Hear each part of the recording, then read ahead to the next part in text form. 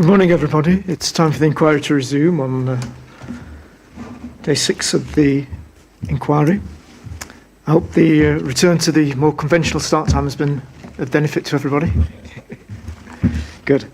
A couple of hard copies of documents that we've received this morning that are on the desk. There's the revised description of development that Mr. Henderson mentioned at the end of yesterday, and the statement of common ground between the applicant, CPPF and the Parish Council. That's right, sir. And for your note, the first is CD 2917, that's the description of the development.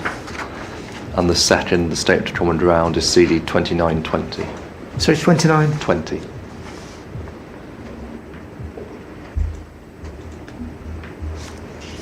Thanks, Mr. Henderson. A couple of documents that I wanted to ask you about, Mr. Henderson. I think a few days ago we suggested that it would be useful to have an overall glossary of terms that are referred to throughout the documentation.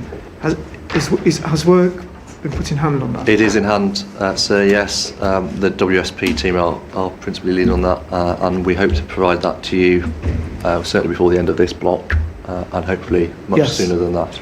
Yeah. And I presume where necessary there's discussion with the other parties on that. We haven't to date, sir, but we're very happy. Once we've got a settled draft, we're happy to circulate that to see if there's any. I think that would be helpful, just in case there's anything else. Yeah, that's absolutely fine. Terms that are being used by others, but not by yourself.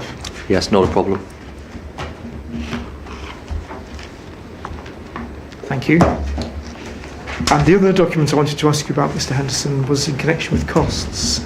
Yeah. When the inquiry opened, we referred to the cost application made by Claire Hall and just asked about the position on the response to that. Yes, and I think so. I'll just turn back in my notes on that. We indicated that we would respond in writing by the beginning of block 2. Yes. And that remains the position. Yeah.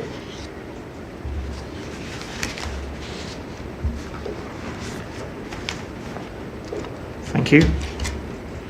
Anything you wish to raise, Mr. Just one, sir, to follow up from yesterday and indeed last week, the question of the sections and the inaccuracy there. Oh, yes. Yeah. And I said that the review was ongoing. The review's been completed, and it is only the one sheet number 11 of 17, where that incorrect transposition had occurred. I've got a corrected hard copy. Thank you. And we've got a soft copy, and if I may, I'll give you the hard copy and get the soft copy uploaded to the library. Yes.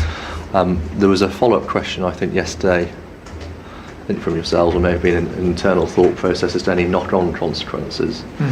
The short answer to that is we don't anticipate any knock-on consequences for the order, for the simple reason that the plan reference isn't given in that document. Yes. But there will be a knock-on consequence for the application for deemed plan permission, i.e. the request. Yes. The section 92.2a request. We will, in due course, prepare an amended version of that request with the correct CD number, although I don't think it's strictly necessary for us to do so because the request has been made and the way that will take effect, but we'll do it in any event, so you have it. I'm just trying. I may not have got this quite right. I'm just trying to recall the documentation, but presumably there's a reference to. Would you like to show you? It's to particular plans. Yes. If I show you, I think off the top of my head it's CD 114. Let's have a look. And I'll just talk you through it if I may.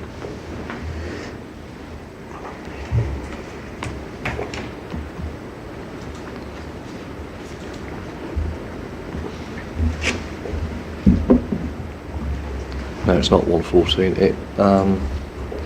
No, I wasn't. Bear with me.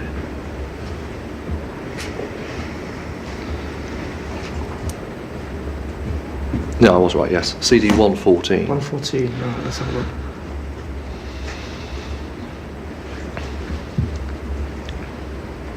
Yes, and so of course the operative part in the request is what you see in paragraph 1 on page 2,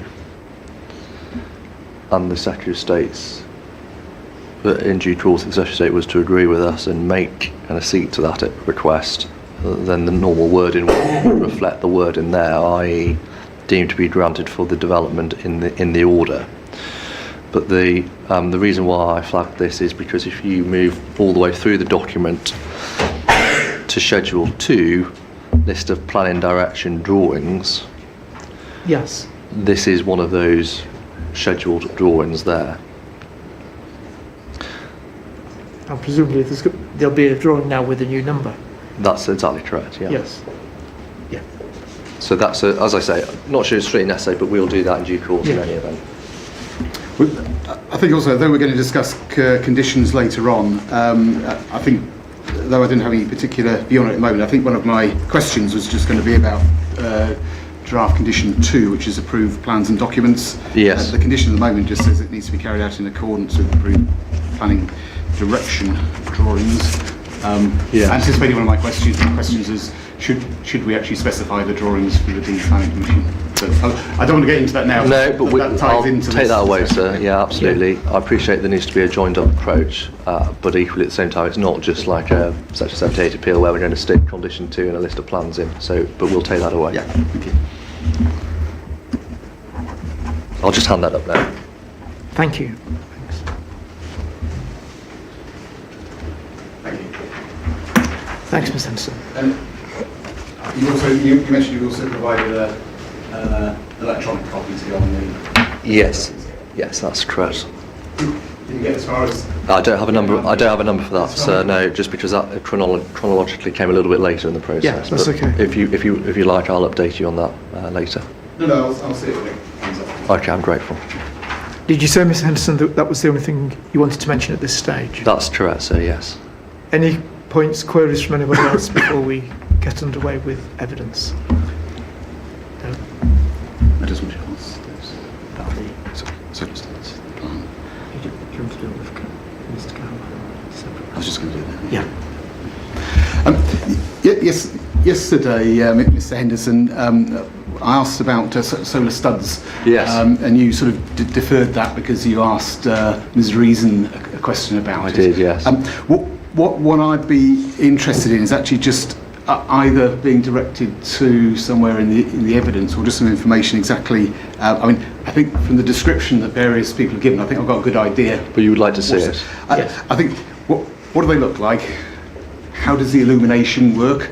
Okay. I gather that I haven't been told that it sort of spreads out above the surface. Yeah, it has what's called a bat hat on top of it, sir. But you probably want to see what a bat hat looks like as well. Well, now that you've mentioned it, yes, I am intrigued. Yes. And also just how it works. So, is it like a solar light in a garden which goes off when the sun doesn't come out, Fine. or how is it powered and what's the lifetime? So, I'm not expecting a full specification because I realise we're not at. So it won't be spec'd fully yet, but we've got examples. As you know, it's pretty common technology. So just in confirmation of that, thank you very much.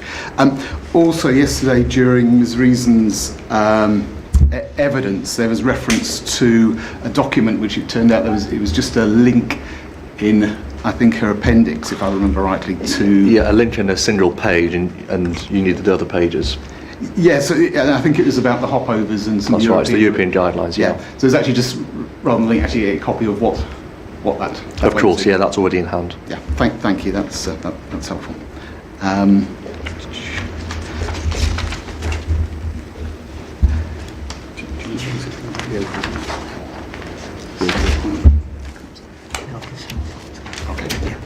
Okay, thank you. Right, thanks for those points, Mr Henderson. Would you like to call your next witness, please? So yes, and Mr. Carolan, who is already in situ. Yeah. Mr. Carolan, I'll introduce you, please, by reference to your proof of evidence. And that's, if you look at page 3, paragraph 1.1, you explain that you're Chris Carolan. You're an associate landscape architect at WSP. You have a BSc Honours degree in spatial planning from the Dublin Institute of Technology and a Masters in urban design from the University College Dublin. Your professional career in the next paragraph, you have over 10 years of specialised experience in landscape and visual impact assessment in the UK as well as abroad. You have an expertise in evaluating and managing the effects of a wide range of infrastructure, urban schemes and renewable energy projects. You've led landscape and visual inputs for DCOs, EIAs, and a range of projects of those natures across rural, urban and coastal environment. And you've also led the landscape and visual input to schemes through key stages of the project life cycle, including strategic route corridor studies, alternatives appraisals, and the preparation of environmental statements. Is all of that correct? It is. Great. So just for the route map, we will deal firstly in overview with the environmental statement and then move through a series of topics dealing with specific objections, in particular from CPPF, Mr Sadler and Mr Maguire and PS Farms. Just start with the ES, please. Can I ask you to... Mr Henson, before you do... Yes, of course. I think Mr Underwood has one query on the documentation. Of course, yes. Sorry, got the microphone. Again, can Mr Carrollin or in fact anyone else just direct me to, there's a reference to figure 8.5, which is the nighttime, as I understand it, nighttime illustrations. The locations are shown in one of the appendices you Yes. referred to, but I can't find the actual photographs. Now, I don't know whether there aren't any. Well, they're somewhere difficult to Sure. find. Well, we're certainly going to look at some photographs today. Let me just double check, because there's a separate photo montages Yeah. document. Yep. Yes, with farmers. That doesn't seem to have nighttime, or after dark, I should say. Indeed it doesn't. No. Mr Carlin, can you help, or should we come back on I this? think we'll come back. We definitely do have them. It's just what document. Yeah, we'll Okay. come back to you probably at the break, but I think we can get that done in the background this morning. Thank you.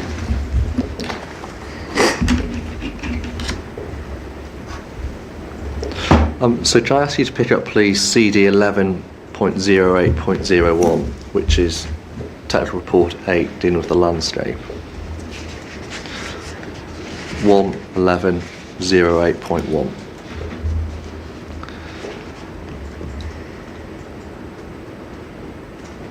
And before we move through this, can I just ask you firstly about the methodology? Can you just explain the methodology that you've adopted in preparing this Technical Report 8?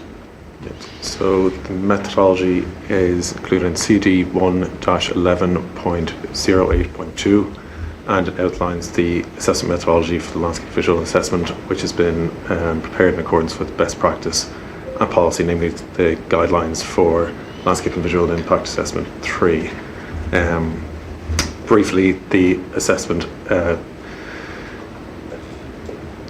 evaluates the impact the proposed scheme is going to have on landscape character and visual receptors, and looks at the value and sensitivity, or the sensitivity of the landscape through a combination of value and susceptibility, and the magnitude of impact on a range of scale, the extent, geographic extent in which it's experienced, reversibility and duration. The proposed methodology for the LVIA was included within the scoping report, which is CD 1-10.05, Appendix ES4- Section 11.4, PDF page 141, and that covers the approach to defining the sensitivity and magnitude and criteria for determining the significance of effect. No objections or concerns were raised with consultees regarding the scope or structure of the assessment in the scope and opinion, which I think reinforces the acceptability, and I believe that the methodology is robust and appropriate to the scale and nature of the proposed scheme. I think it should also be noted that none of the objectors have raised any concerns around the methodology. Great. So with that, we can move on to the baseline. So within TR8, please, can I ask you to move forward to PDF page 8, internal page 5. As is usual, we'll split up landscape and deal with that separately to the visual effects. But just on your PDF 8, paragraph 2.1.8, you identify the Greater Cambridge Landscape Character Assessment as being the most recent assessment for your study area, and then you list the key characteristics in a series of bullet points for the study area that follow. Can I ask you, with regard to that list, can you give the inspectors an overview of these characteristics and how they're distributed through the study area? Yes. Across the study area, it is in general a transitional landscape. transitioning from an urban edge of Cambridge through to the rural and agricultural setting of the area to the west. To the west, the local character is broadly large-scale arable farmland dissected by shallow valleys with open views, open fields and sparse trimmed hedgerows. There's often scattered woodlands, some of which are ancient semi-natural woodlands and considered importance on the context of the wider county, along with notable landscape features including traditional orchards. The landscape it is influenced by existing infrastructure, including the M11, the A428 and the A1303, and has been affected by modern agriculture in terms of amalgamation of historic field patterns and influence on the existing hedgerows. Many of the hedgerows that are present are gappy and notably frequently trimmed. To the east of the M11, the transition in the landscape character moves from that rural landscape into a more urban landscape that's dominated by the university and college buildings. These comprise the colleges, playing fields, large bespoke residential buildings for the fellows of the university, and in general the houses are set back from the road with significant amounts of existing vegetation in the front and rear gardens, along with mature trees and areas of green and leafy character. There is also the corridor of rural land that penetrates the urban area from the west and running through the university rugby grounds on Grange Road. Thank you. So that's the landscape and the baseline. If I ask you to turn forward, please, 2 pages, PDF page 10, we have the baseline visual conditions. You give us an overview and then you explain that that has been the product of the ZTV and some field work. And I'd like you to take the inspectors to those documents. Can we go please to CD 11108.03, which are the figures that accompany this technical report 8. This is technical report 8, appendix 8.2. And within that, the second page, PDF page 2, has a ZTV plan, zone of theoretical visibility plan, with sort of blue shading. Firstly, can I get you to explain to the inspectors how this was produced? Yes, so this is a zone of theoretical visibility. It's produced based on a digital terrain model with screening, so it includes existing vegetation and build form.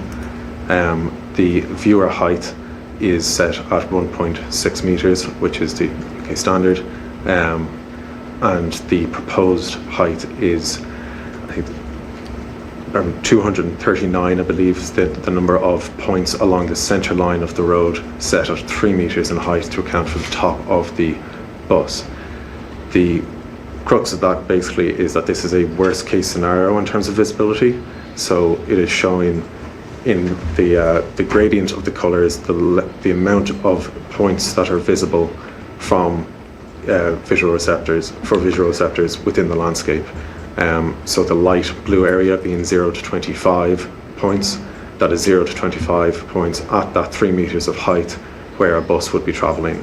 It is not the infrastructure itself, which would be considerably less in terms of the visual envelope that's shown there. This is the methodology for landscape and visual impact assessment uses the CTV as a support document, but the analysis of the visibility of the scheme is predominantly professional judgment that is based around field studies.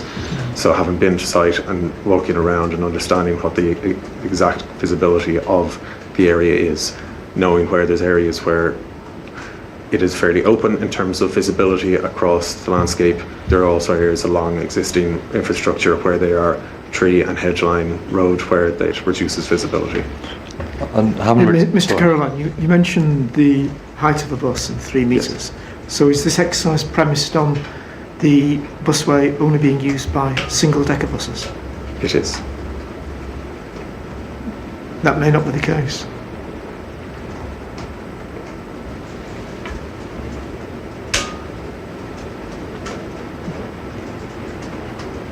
Yes. If there were double-decker buses on the route, how would that affect this exercise? It wouldn't affect it materially. The premise of the exercise is that there is a proposed infrastructure scheme that's going in there. Because it is not a normal roadway, for instance, it's a guided busway, the buses will come incrementally. There is the impact of the proposed scheme on the proposed infrastructure going in place, but then the recognition that there is a temporal nature to having the buses run through there. The selection of viewpoints and the analysis of the likely impact is based around the ZTV, but in terms of what the actual impacts are and the assessment of impacts, I don't think it would be a material difference in terms of what the likely impact would be.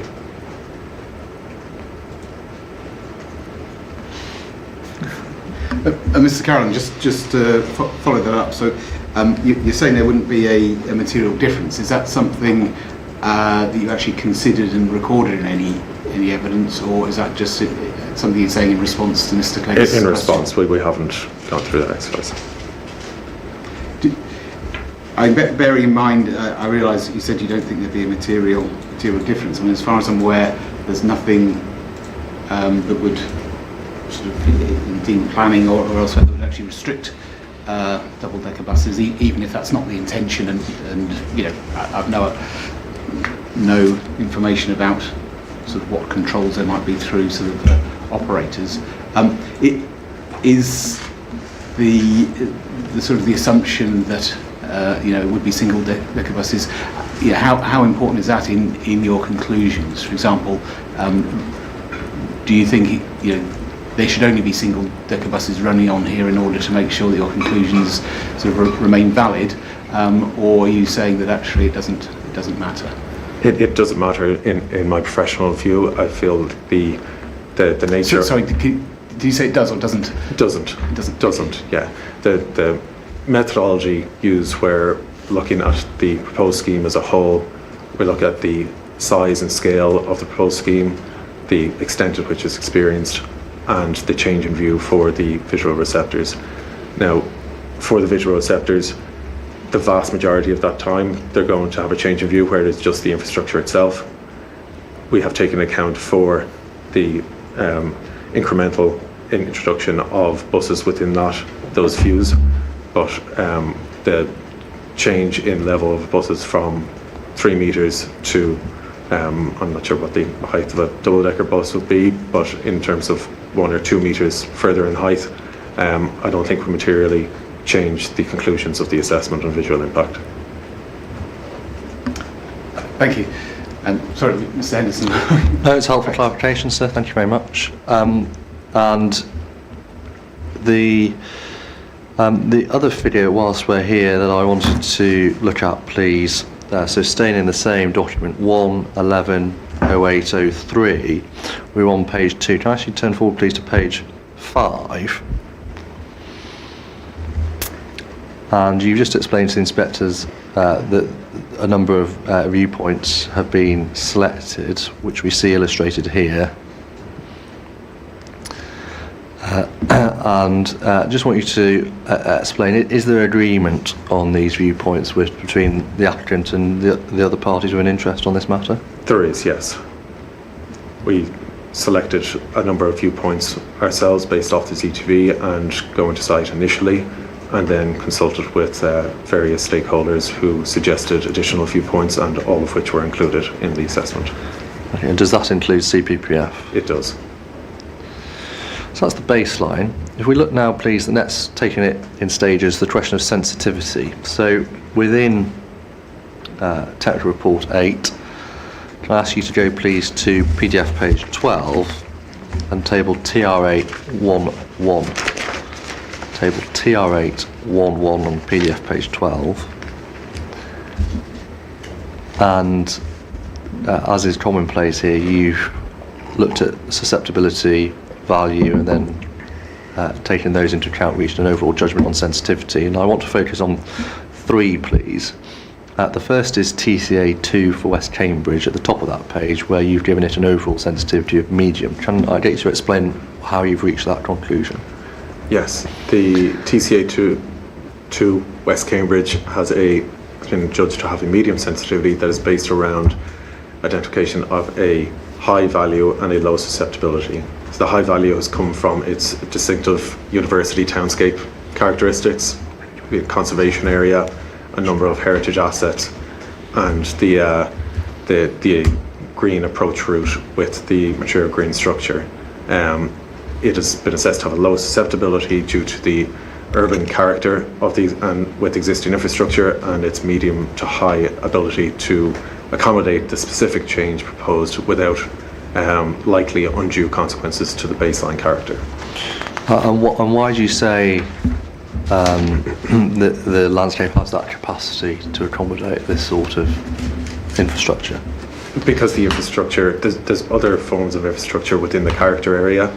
The specific infrastructure is on the edge of the character area, and when we're looking at this, the value and susceptibility of the landscape receptor, the extent to which it's likely to experience is a factor in how much it is.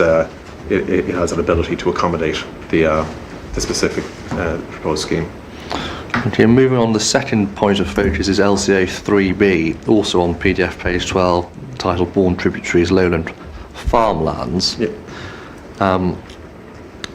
Again, medium, and can I get you to explain, please, how you've reached that judgment? Yeah, and again, it is a combination of value and susceptibility.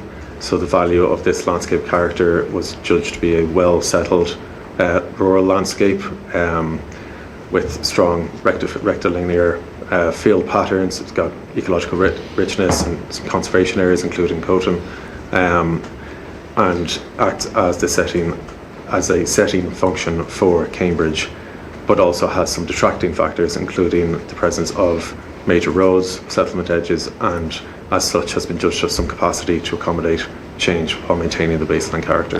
And just for completeness, we note from the text that you've had specific regard in this judgment to the Coton Countryside Reserve, to the conservation area and listed buildings within the village of Coton, and also to Coton Orchard at the top of the next page. Is that correct? That is correct. And then the final area that I want to focus on, please, is LCA 4B, which is on the bottom of PDF page 13. Lowworth to Longstow wooded claylands, and you reach an overall sensitivity of medium. Can I ask you to explain in overview how you've reached that judgment? Yes, again, similar to LCA 3B, it's a rural wooded clayland landscape with a variety of land cover and ecological assets, but has already been influenced by existing detracting features, including the A428 and settlement edges, providing some ability for the landscape character area to accommodate the specific change proposed. Thank you. I just want to think about the geographical spread of these areas. So can I ask you to go, please, back to the figures? That's 1110803, CD 1110803, PDF page 4.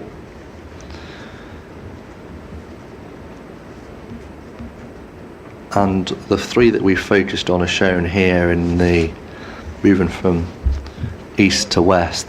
The character area key tells us that the blue colour is TCA2, the yellow colour is LCA 3B, and the purple colour is LCA 4B. Can I just get you to explain the relevance of the geographical extent of these areas, please? Yes, so the geographical extent in terms of the is relevant in terms of sensitivity to the susceptibility of the proposed or the landscape character receptor to the proposed scheme. The extent to which it'll experience, as you can see in terms of TCA2 and LCA 3B, is quite limited and on the outskirts of the receptor edges, while in terms of 4B, Lulworth to Longstow, woodland claylands, it extends across much of the landscape character area. It is a factor that it goes into the susceptibility judgment for the receptor and later into the magnitude of impact. Thank you. Now, just in terms of sensitivity for total clarity, are there any national landscape designations within your study area? There are not. And are there any local designations of the local value in your no? And have you identified any material part of the study area as being a valued landscape for the purposes of the NPPF? No. Thank you.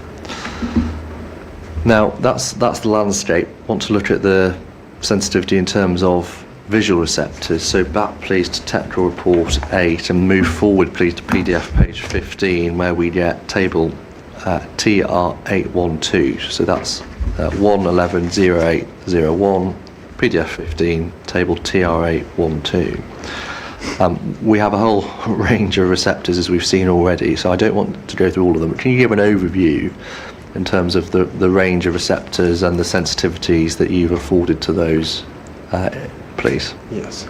So the methodology for visual receptor sensitivity again looks at the value and susceptibility as a combination when we come to a judgment on sensitivity.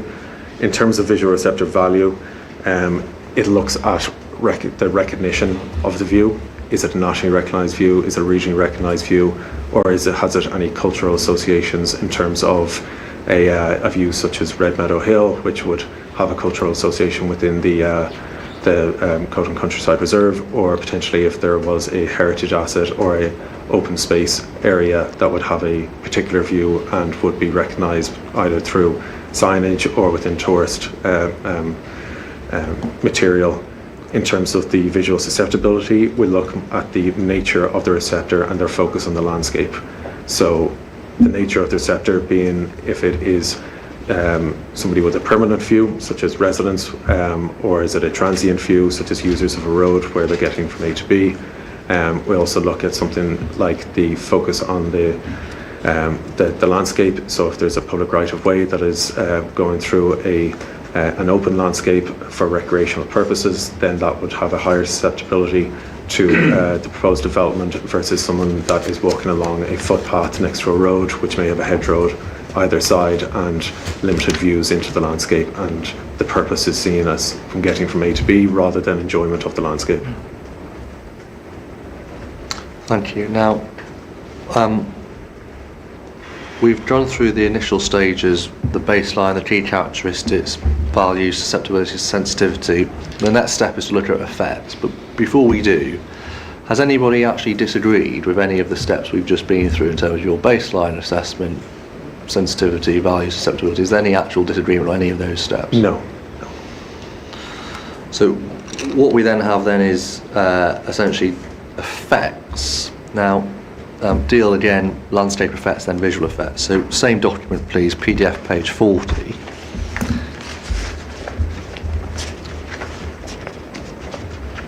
And on PDF page 40 we get, we're dealing here with operational effects I should say, but that's what the focus of the objections has been. Table TR843 on PDF page 40, predicted effects on the landscape during operation. Now in overview, can we just go through the same areas? TCA 2 please, slight moderate adverse year 1, slight adverse year 15, and what's the basis for that assessment? So the basis for the significance of effects comes from a combination of the sensitivity and the magnitude of effect. The sensitivity already established as being a highly sensitive landscape, but in terms of the magnitude of effect, we looked at the scale and nature of the proposed scheme, the extent, the geographic extent within the landscape receptor that it has experienced, and the reversibility and duration of the experience. In terms of minor effect that it's been attributed to, busway is largely within a very small portion of the landscape character receptor and within existing urban edge, and has combined the design of the proposed scheme has combined new planting and design integration to reduce the level of effect within the landscape receptor. In terms of landscape character 3B, Bourne tributaries. So that's at the bottom of the page, slight moderate adverse year 1, slight adverse year 15. Yes. Sorry to interrupt, Mr. Caroline. Just when you referred to minor just then, Isn't there an important caveat towards the end of that table with regard to minor? It seems to refer to minor in summer, not year-round. Am I reading that correctly?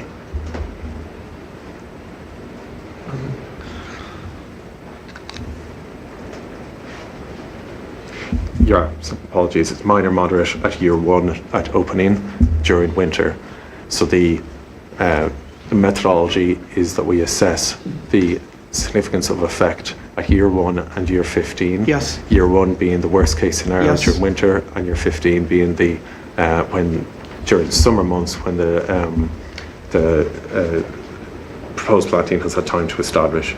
So I misspoke there that the impact on the proposed or the landscape character during winter at year 1 is going to be slight to moderate adverse, not significant, and then as the proposed planting establishes over time, that will further screening to receptors will establish, and that will reduce it to slight or to minor magnitude and then slight significance of effect. But isn't that summer?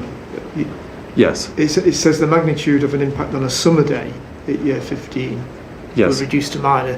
Yes. And there's an implication, therefore, that when it's not summer, it will be greater than minor. Not necessarily that it will be greater than minor, but in terms of the methodology of the assessment, to understand worst case and the actual benefit of the proposed planting when it's established, when the leaves are in Yes. full leaf, the accepted practice is to have worst case scenario Yes. and then almost best case scenario. So I just unpack that. Year 1, winter view, could it be any worse? No. Right. Year 15, summer view, as you say, you said to have the benefit of the mitigation. If we were to look at year 15 without, in winter, Yeah. would we be getting a fair understanding of the mitigation that's been included and proposed? Yes, it's a fair understanding of it. To do it in summer or to do it in winter? It's fair to do it in summer. And would it therefore be unfair to do it in the winter when there's no leaves on the trees? I don't think so. No. Okay. So, you were going to follow on, we've clarified that point, so you were going to follow on to do, I think, the Bourne tributaries area. Yes, in terms of magnitude of impact for Bourne tributaries, it is accepted that the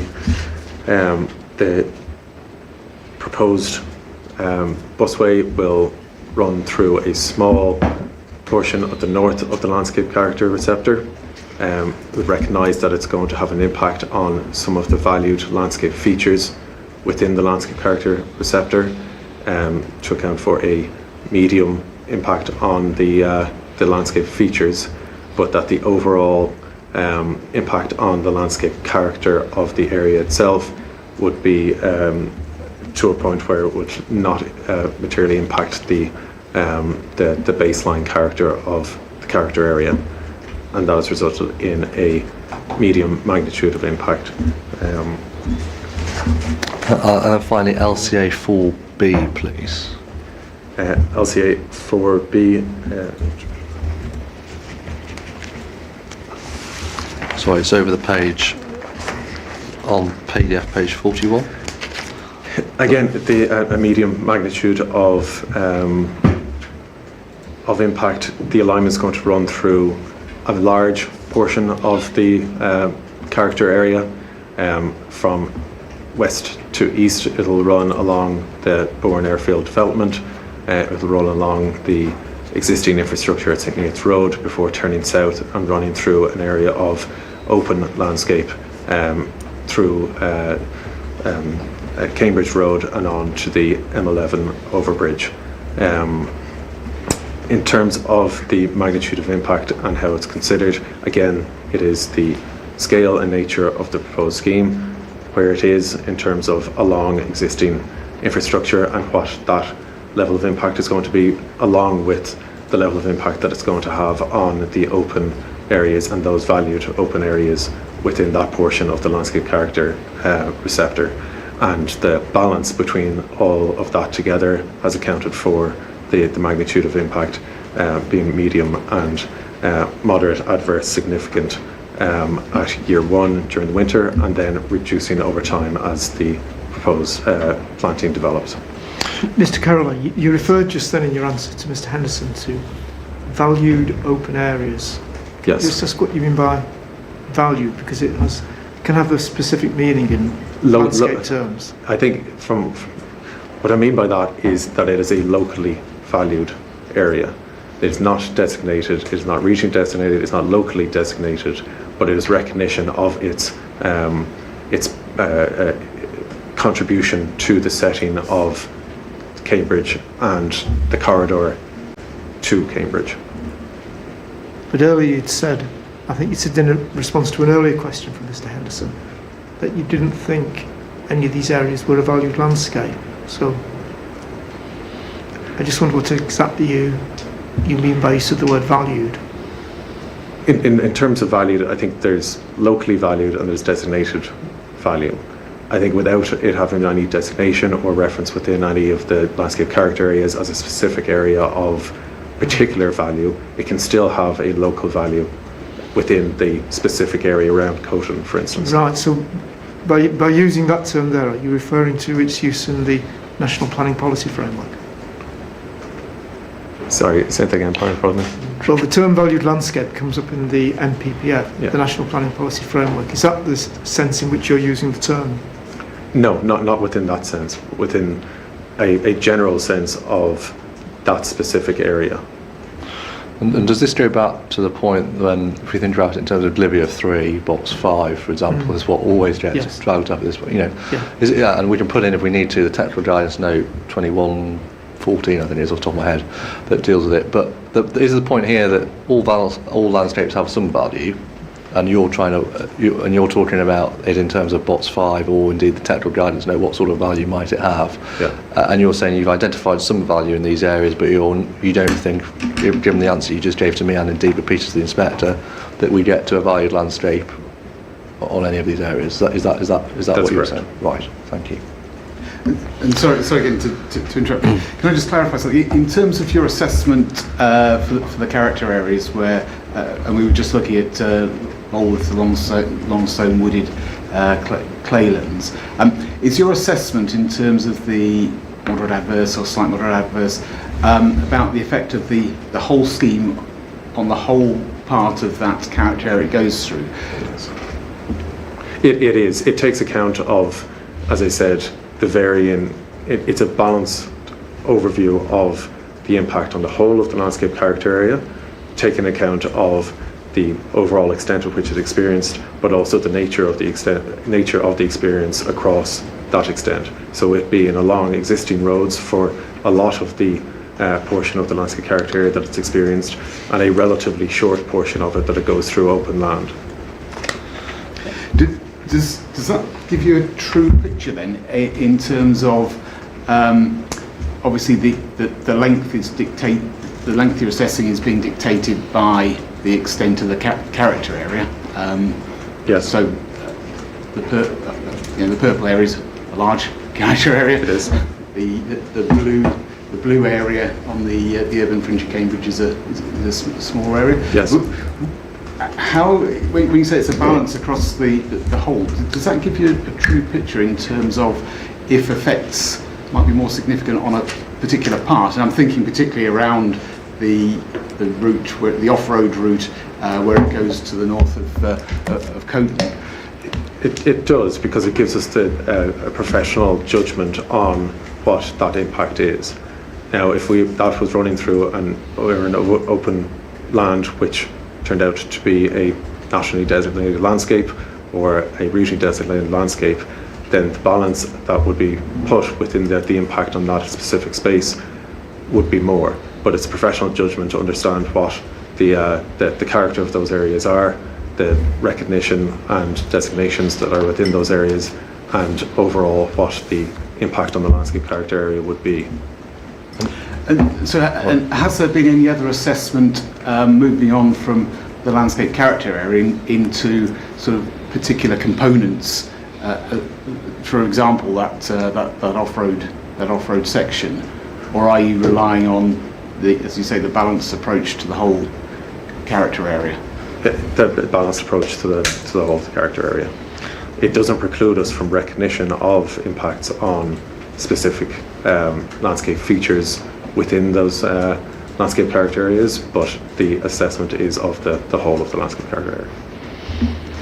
And when you say it doesn't preclude that, have you done any sort of assessment on a smaller scale? No, not specific assessment on a smaller scale. Thank you. A couple of follow-ups. Let's just clarify this. In the usual way, you've selected these LCAs as your landscape receptors. Yes. Are there any smaller identified areas in published studies that should have been used in place of these? There are no identified published studies with that could be used for a more finer grain assessment. And second point, following up from this, has anyone suggested, either at scoping or indeed at a later stage, that you've used the incorrect landscape receptors for the basis of your assessment? They haven't. And then the third point, just to try and illustrate, I think, your last answer to the inspector, if I ask you to look, please, just to wind back to LCA 3B on PDF page 40, we've got the predicted effects box, and we have, if we just read it through, C2C stream will introduce a new busway with associated M11 overbridge through a small area to the north of the LCA. The stream will travel through a small portion of the LCA, however it will result in some change to local landscape features such as Coton Orchard, and have some intervisibility with nearby residential and commercial property south of Maddenley Road, along local public rights of way, and within the village of Coton. Just pause in there. Is that an example in terms of your last answer? Is that an example of having regard to those finer grain or smaller scale areas while still reaching a judgment on your receptor as a whole? It is, yes. So if there was a particular concern, have you looked at this as it applies around Coton? Is that an indicator of that assessment or not? It is. We've certainly considered the area around Coton as part of the overall assessment in terms of the impact on that particular landscape. Thank you. And indeed, if we were to look at LCA 4B, just to, without doing a fine textual analysis, but some obvious predicted effects, the C2C stream will introduce a new busway through a large part of the LCA from Bourne in the west to the village of Coton in the east. You talk about the west and Bourne airfield, and then you deal with Hardwick and the travel hub, and then if you look down the middle of the page, on page 42, the C2C stream will have some intervisibility with nearby residential and commercial properties in Highfields, Caldecott, Hardwick and Coton, and some visibility from isolated rural properties, local road users and local prowls. Again, the reference there to properties in Coton, is that an example of looking at the finer grain within your overall assessment of this receptor? It is. Thank you. So they are the landscape effects. The visual effects in overview, please, on the next page, PDF page 43. We're going to come on and look at a few of those in a moment, but I just want you to give an overview, please, of your table 8.4.5 of the sorts of visual effects that you've seen on a scheme-wide basis. Yes, visual effects are long-term effects that are assessed, and I've ranged from neutral to large adverse at year one. Moderate adverse effects have been identified for receptor OR5, which is the residence just north of Scotland Road, from OR6, which represent the users of public right of way, dry Drayton 66/17, which is on the western or the eastern side rather of the travel hub. Or 16 representing users of public right of way, Coton 55-2, it's just north of the village. Or 21 representing residents on Cambridge Road. Or 24 representing users of Rectory Farm, and or 31 representing users of public right of way, Cambridge 39. Did you say 31? Or 31. Yeah, Cambridge thank you. 39/30, which is just south of the university campus. In terms of year one, there's also large adverse effects on visual receptors assessed for receptor OR19, representing users of public right of way, Coton 55-2, and this is due to short distance views of the scheme on a previously open agricultural land. Generally, the year one impact on visual receptors is due to the proximity the receptor is to the scheme. The vast majority of them are quite close, and where there is a change in view and the proposed mitigation has not had time to establish is where we get the medium significant, moderate significant, or single large significant adverse effect. As that new planting establishes throughout the operational period, it will enhance the visual immunity and provide screening to visual receptors, and in this instance it has been assessed that only R19 Cotton 55-2 remains as a significant effect. Yeah, and we'll come on and have a look at that in a moment, see just how bad that might be or otherwise. Right, that's the ES in overview. So I'm not, the next topic is going to be the National Trust, but they've withdrawn their objections. Unless you wish me to take Mr. Cowland through it, given they've withdrawn their objection, I'm going to park that, and if you need to, you have his written material. Is that acceptable to you? Yes, I think that would be fine, Mr. Henderson. Grateful. So we can move then, what is now going to be topic 2 is CPPF. And can I ask you to go to your rebuttal proof of evidence, please? And within your rebuttal proof of evidence, go please to PDF page 3, internal page 3.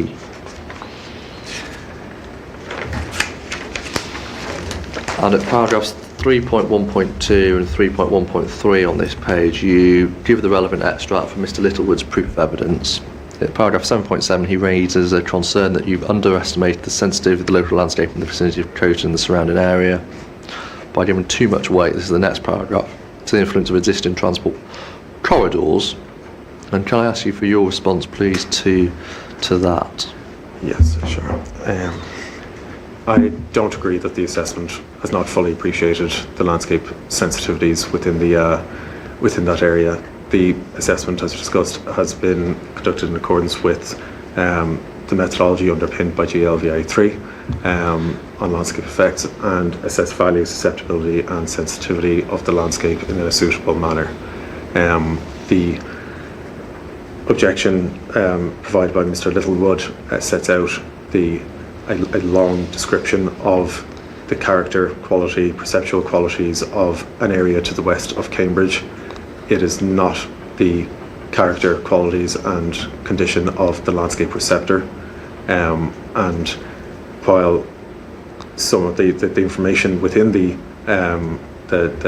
description is correct, it is something that is taken account of within the landscape and visual assessment of landscape sensitivity, particularly the relationship between the city and the landscape, the open views, the specific landscape features worthy of conservation, and along with any detracting features.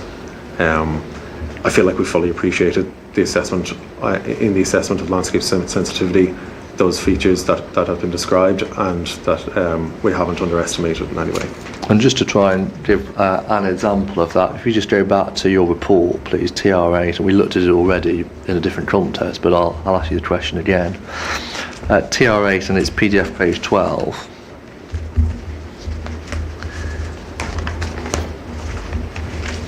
And LCA 3B, in your assessment of value, the second paragraph talks about network of major roads that locally detract from otherwise tranquil rural character, including the M11 running north to south in the east of the LCA, Cowton Countryside Reserve linked to the historic core of Cambridge by views towards the city's historic core and a green corridor, which contributes to the setting of the city. And then the next paragraph, which I think we've touched on already, Cowton Village to the north of the LCA, in the Binbrook Valley conservation area, several listed buildings, local character associated with surrounding open arable land on the valley slopes, as well as Cowton Orchard, providing distinctive local landscape features. Is that an example of the balanced judgment that you've just described? It is. Thank you. Back to your rebuttal proof of evidence, please. Next subheading is on the next page, page 4, impacts. Just in terms of the underestimation of the influence of the transport corridors. Oh, sorry, yeah, go on, please go on. I disagree with that. I feel like Mr. Littlewood's contention that the landscape or the corridors are well integrated is correct. They are well integrated, but that does not, however, mean that they don't have an adverse effect on the landscape that must be taken into account, particularly when it comes to landscape receptor value. Where there is visibility within the landscape receptor, which there is, there may be more well integrated to the north where the proposed scheme is going to cross, but within the whole receptor there is visibility, and where there is, it creates a linear feature across the natural landscape. It also interrupts views and diminishes the sense of rural tranquility, particularly in the north where it is more well integrated. There is a disrupting nature of the road infrastructure, particularly when it comes to a physical corridor itself, that erodes the perception of remoteness. There's noise, an impact on tranquility, and that's the M11 itself. There's also Madingley Road. There's a number of infrastructure features within the landscape character area that are detracting from the landscape character value, and I think we need to make sure that is considered within the landscape. Thank you. Now, moving on the same page 4, LCA 3B, Bourne Tributaries Lowland Farmlands, and you quote the relevant part at your paragraph 3.18 through to 3.11. The first criticism, his 715, is the general criticism that you've underestimated the impact of the scheme on landscape character. Headline response to that point, please. I disagree. I feel like we have considered the impact on landscape character. We've followed the methodology, the accepted methodology, and evaluated the impact on the character following the methodology that was set out. And then the next slightly more specific point, what is his 717, your 3.1.9, essentially the fact that there will be tree removal or loss. What's your response to that comment, please? There will be tree removal or loss. There will not be loss of veteran trees, and the impact of the loss of trees is mitigated in part by the proposed planting of new trees. Yeah, and just on that point, if I ask you to go back to TR8, please, and can I ask you to take you forward, please, to PDF page 40, and LCA 3B, Bourne Tributaries. Do you see that on PDF page 40? Are you there? Sorry, it's internal page 37. Sorry, you're working from a hard copy and I'm giving you a soft Sorry, I got it. Yeah. The second sentence in that predicted effect spots, the C2C scheme will travel through a small portion of the LCA, however it will result in some change to local landscape features such as coat and orchard. Is that an example of the recognition that you've just explained to the inspectors in your last answer? It is. Thank you. Going back to your rebuttal proof, you were dealing with the first point about tree loss, and you just mentioned about mitigation through the planting of additional trees. There's a specific criticism here, 3.1.10. It takes over 50 years of healthy growth to achieve the stature and landscape value of an orchard like Coton Orchard. Leave aside whether or not that's right or not, that's for Mr. Holder, but just in terms of your assessment methodology uses year 15, is that a standard approach or is that a bespoke approach? That is a standard approach. Is that a robust approach having regard to replacement tree planting? It is. And why do you say that? It allows for time for the planting to establish, and generally within the methodology and the guidelines, it is that 15 years allows for maturity of trees. Thank you.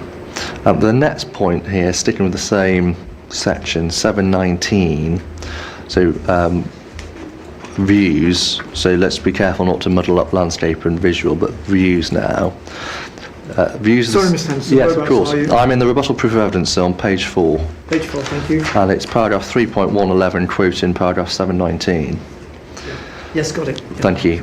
Views of the scheme in this area will be from domestic and commercial businesses and through the substantial gap created in the hedge along Cambridge Road. Close quarter, can't be screened, and that's the criticism made. Now, let's just look at this this point. specifically, because you deal with it over the page in terms of the receptors. But what's your response on this point, please? The impact it's going to have on visual receptors in this area is relatively limited. For visual receptors within on Cambridge Road, they are generally transient if they are users of the road in terms of car use. Similarly, in terms of footpath use, and the transient nature of the impact will be that will be limited all the way through the urban area of Cambridge Road. There will then be an impact where the scheme traverses Cambridge Road, and then beyond that it is a well-hedged road that there is limited visibility beyond that. In terms of the residential properties to the south of Coton Orchard, there is limited to no visibility through to the orchard, and similarly from the garden centre to the north of the orchard, there is little to no visibility south through the existing orchard to the proposed scheme. And if we see, go back to TR8 please. You talked about Cambridge Road, is that receptor 21? It is, yes. Yeah, so within TR8, can you go please to PDF page 53, internal page 50?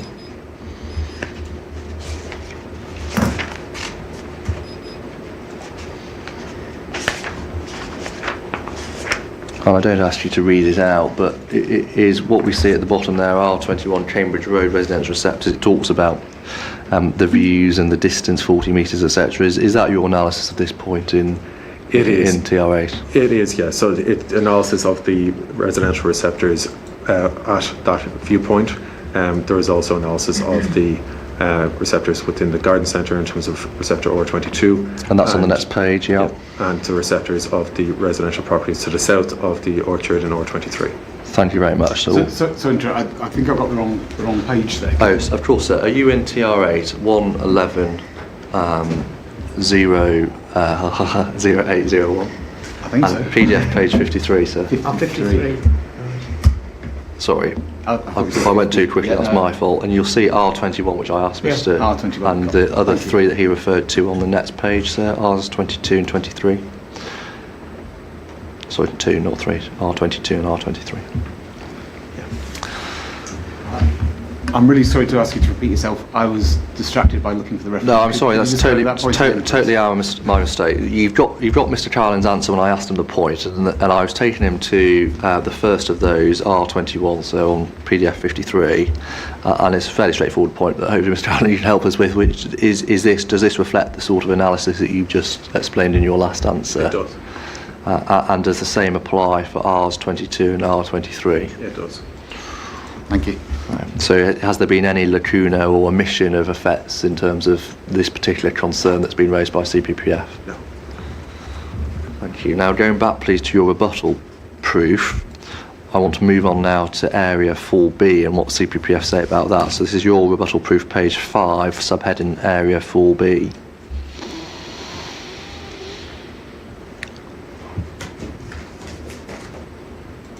And the relevant part is that your paragraph numbering's gone awry, but worry not. Paragraph 3.1.3 on this page, and you're quoting paragraph 721. And this is what Mr. Lisworth says for CPPF. The area of countryside north of Coton Village rises up Maddenley Hill and is open farmland. It's between the properties along Maddenley Road to the north and village properties and the village stroll to the south.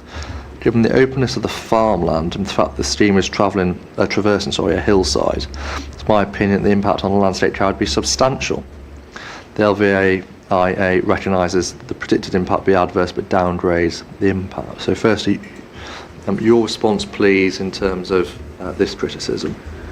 Again, I disagree. Again, this comes back to the analysis of the magnitude of impact of the proposed scheme on the whole of the character area. We do recognise the impact on this specific area in terms of the where the proposed scheme turns south and runs through the open landscape, but I feel like the criticism of the assessment does not take account of the methodology in terms of assessing the whole of the landscape character area, and it also doesn't take account of the embedded mitigation that was proposed within this open landscape in terms of low earth bunds, planted low earth bunds, additional hedgerow and tree planting to maintain the character of the landscape and the views within the landscape. And with that in mind, that point, can I ask you to go back to TR8, please, and look at PDF page 27, it's internal page 24. And on that page you'll see table TR821, significance of effect, and this is your, or part of, I should say, your methodology.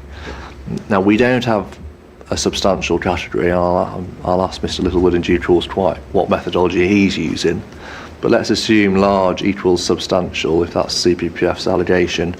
For a landscape effect to be large here, it has to have a considerable change over an extensive area of a highly sensitive landscape, fundamentally affecting the key characteristics and the overall impression of its character. Is there any evidence either in your assessment or indeed in what we've just seen in Mr. Littlewood's assessment that gets us into that category? There is not. No. Going back then to your rebuttal proof evidence, we've dealt with, and I'm on page 5 again, we've dealt with the point about landscape effects under this subheading, but there's also a visual point as well, which is in the next paragraph.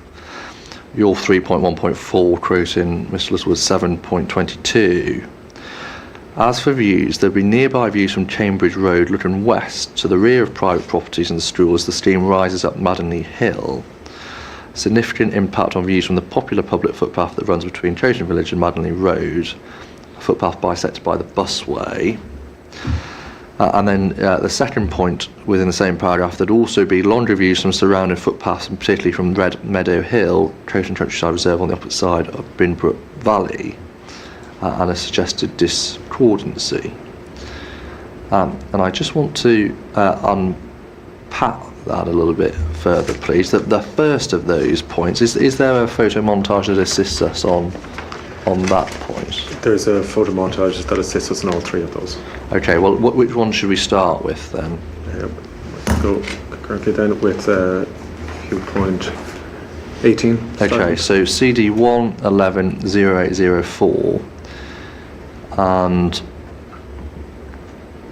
within that is review 18, is that the one that you're referring to, which we'll see on page 12? Is that the starting point?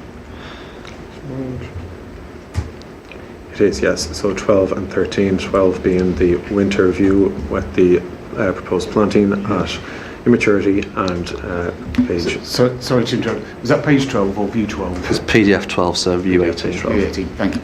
And so that tells us view 18, Cambridge Road, so that we're dealing with that first point about Cambridge Road. Looking north, this is it traverses the hill point. Yes. Okay, I'll ask you to talk us through it then, please, Mr. Carroll, and starting with your winter views. So winter views, as you can see, the change in view is of the introduction of the proposed scheme, relatively flat. It is like there is a change in landform either side of it, but it is planted out with grass. You can see the proposed bus stop and bus, along with proposed lighting and the junction with traffic lights. But in terms of the change of view, it is not a significant impact in terms of a change of view.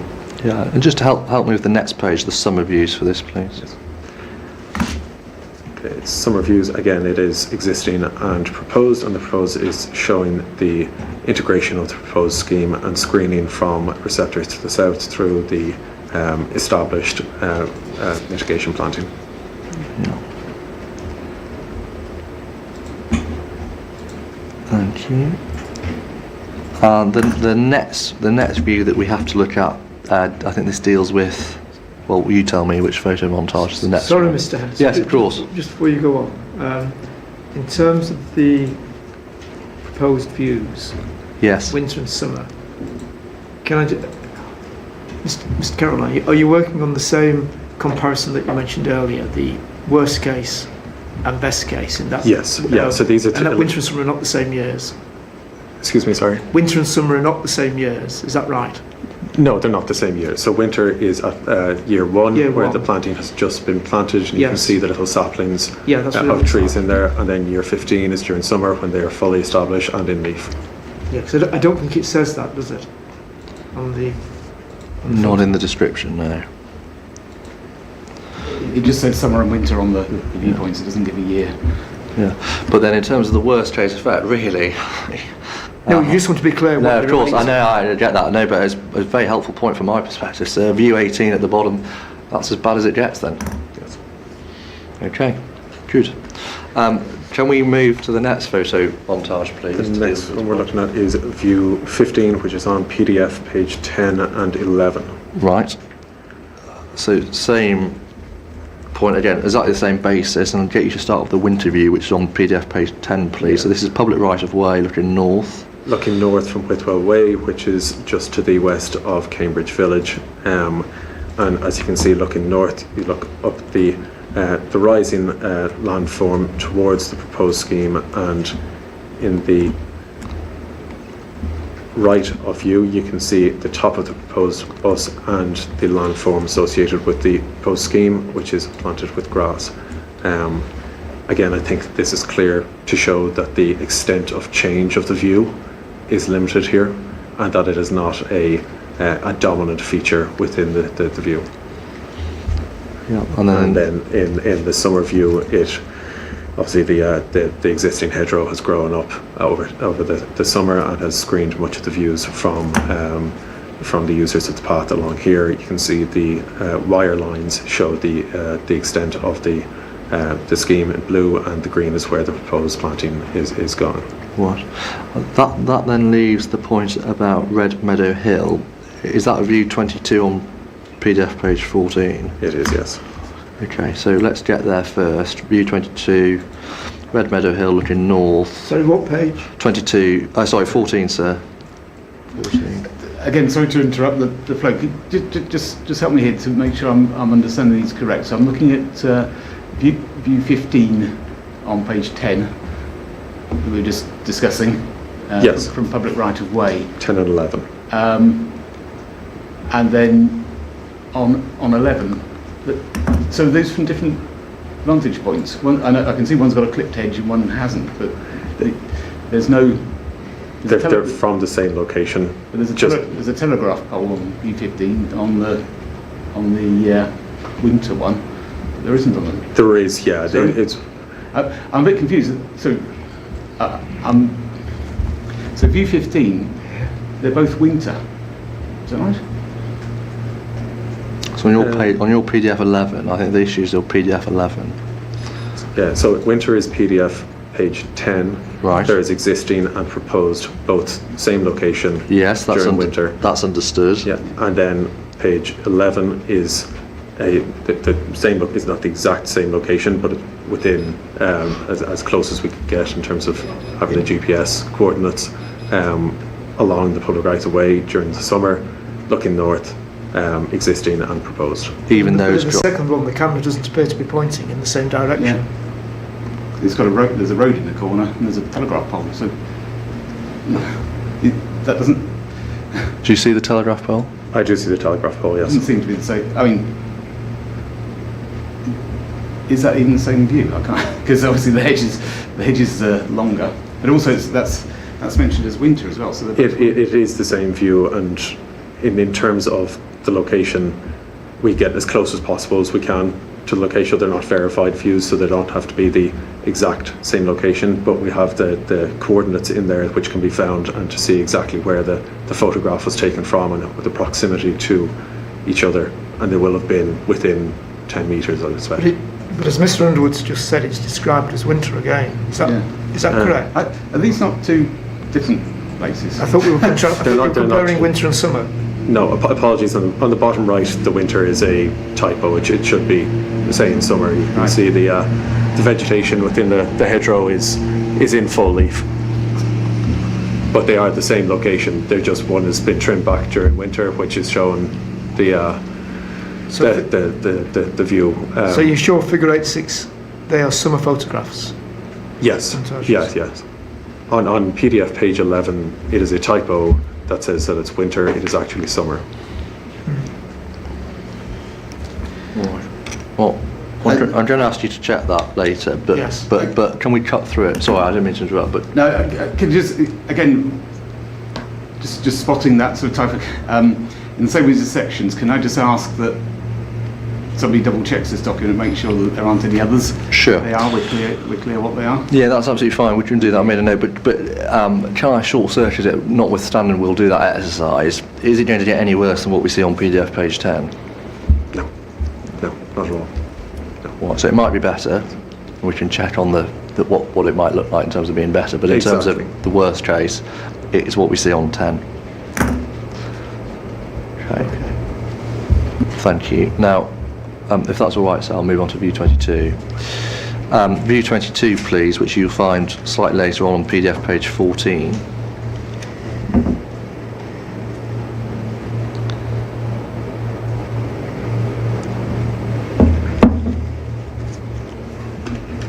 And there's an existing above and then a proposed Yes. below. And is it right that we've got winter here Winter here and on 14, and then on the next page over is summer. is summer? And we see the difference, as you say, in the vegetation, and it looks like the field's been ploughed in the interim. But get you to deal with the specific criticisms or comments that are being made about laundry views from surrounding footpaths, particularly from Red Meadow Hill. And the allegation is that in these views the busway would appear very obvious and discordant, and they'd be emphasised by the moving vehicles. What's your response to that? Is it very obvious? Would it be discordant? And would it be emphasised by the moving vehicles? My professional view, it's not, and I think that's evidenced by the photo montage. If you zoom in fairly closely, I'm trying to see exactly where it is, but it is quite difficult to actually see where the bus, you can see the bus in terms of an orange rectangle. As you zoom in, at the moment I'm at 1200% and can just see an orange rectangle, and you can see a slight change in the green colour, which is the planted embankments alongside the proposed scheme. But in terms of the overall view, there's little to no change from my perspective. Yeah. And indeed, if I've understood it, when I zoom in, I must say I do have to zoom in, the orange bus, does that sit below or does it break the skyline? Below the skyline. And does it sit below or does it break the existing vegetation on the skyline? It sits below. Right, thank you. Right, back to your rebuttal proof. We've dealt with area 4B. Sorry go on. to interrupt again. I am zooming in. I just want to make sure I am looking at the right things. Am I correct that there's two orange buses illustrated on that that drawing on the view 22 winter? And what one is with the background behind it of the woods. There's a white gabled house to the right on the image. Yes. There's another white house on the left, and then the other one I can see is beyond there, where the trees on the horizon sort of more sparse in their appearance. Yes, that's it. So I am looking at the right thing. You are, Correct. that's absolutely right. So they are buses illustrating them within the landscape, and I think it's quite evident that without the buses, trying to pick out the infrastructure itself would be particularly difficult. Thank you. Right, good. And of course, we've all done the exercise that you can do of zooming into 100 odd %. Yeah. Is that how these figures should be used? No, they should be seen in the panoramic view that would be experienced by users of the countryside reserve. And is that in accordance with best practice to use them in that way? It is. Right. Back to your rebuttal proof of evidence, please. I'll ask you to go now to page 6.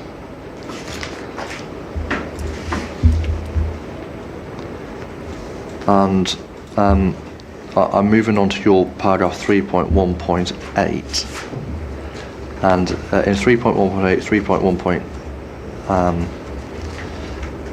3.110, sorry, you're dealing here with a linked point, view 22, which we've already dealt with, sorry. Totally the wrong. Let me start that again. Mitigation planting in this regard, that's the next point that arises. You make reference to the design and access statement, and I want to go to that in terms of the orchards specifically. So can we pick up the DAS, please, which is CD 1. Bear with me.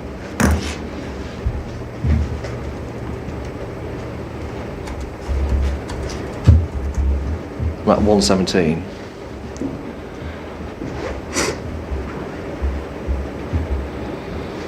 And there's a specific section on Coton Orchard, which we have section 9 on PDF page 35. So PDF page 35, sir. 35, thank you. And it's headed section 9, landscape design, key areas, Coton Orchard. And we have 35, sir. And we have a section, figure 9.9 there. And can I just ask you to talk the inspectors through the approach here in landscape and visual terms? Yes. So in terms of landscape design and landscape design integration into the orchard area, the route through the orchard has looked to minimise the land take and aims to reinforce the presence of the existing orchard and the habitat that it creates, as well as reflecting the historical landscape feature that the orchard is. The proposals are to design it so that it has rigid planting of tree species that are in character with the orchard, and to use meadow ground cover to supplement that. The idea being that the proposed scheme has as little as possible impact on the physical orchard itself, and that its response to the orchard is to include proposed planting that is in line with the character of the orchard and fits with the orchard character. Thank you. And if we just move slightly further along, both in the document and in the scheme, please, to the next page, PDF page 36, which we're dealing with a few moments ago, section 9 landscape design key areas. This is south of Maddenley Wood now, and we have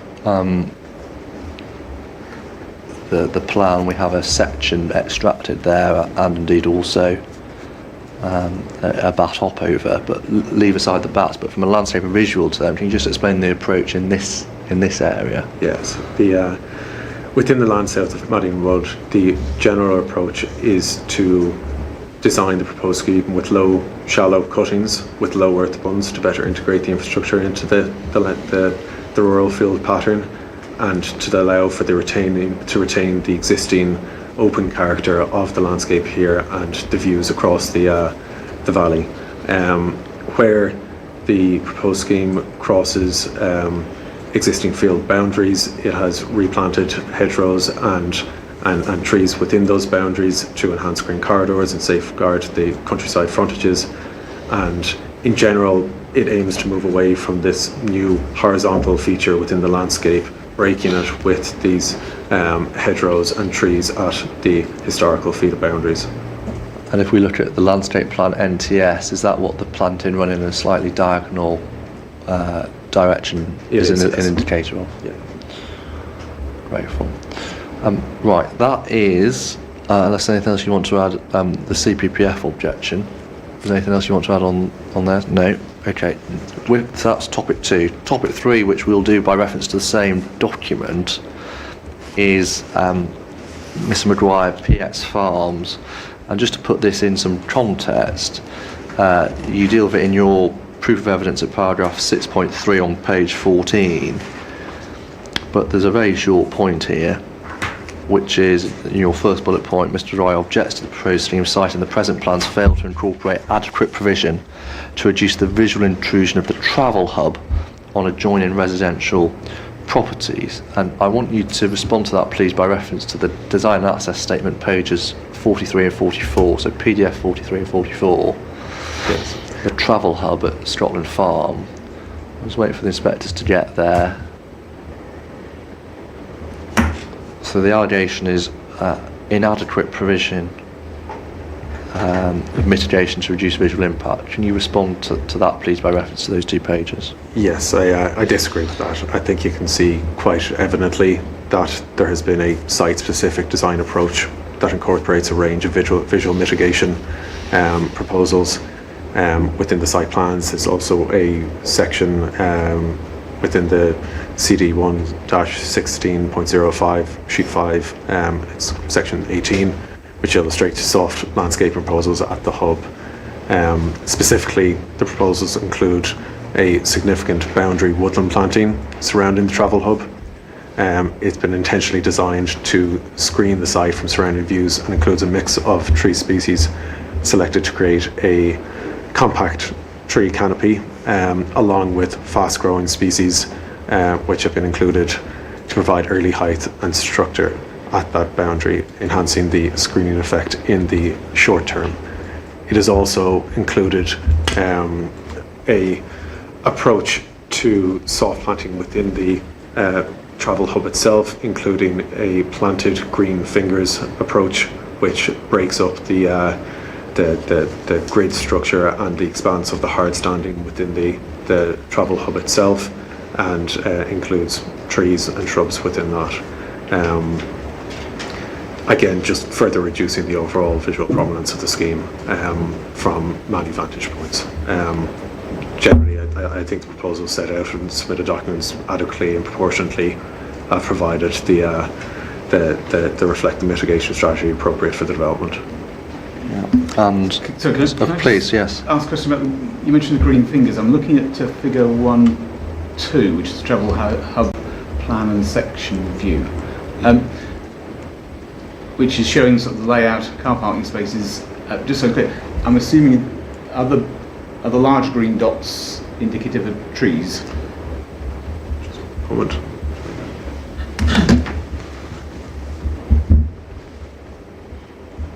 Yes.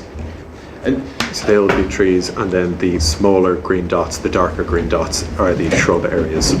So the idea being that if somebody had a view across the perimeter woodland planting, that instead of seeing an expanse of hard standing, that these trees would break up that view internally as well as externally.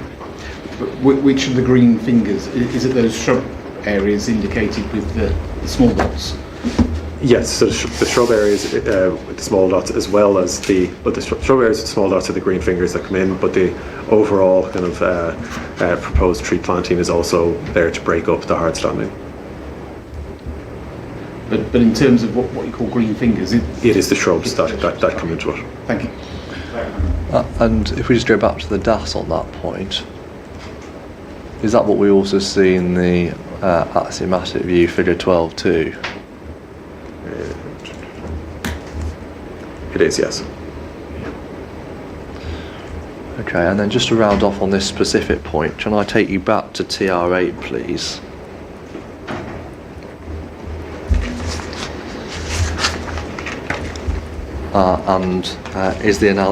If you go to PDF page 45,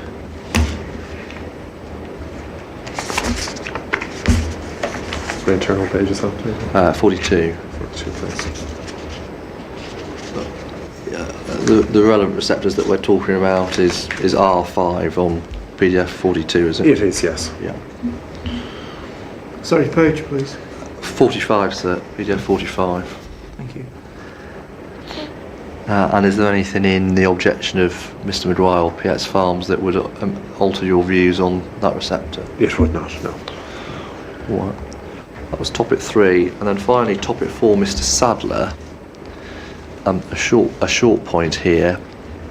Your proof of evidence, please. Paragraph 6.2 on page 13.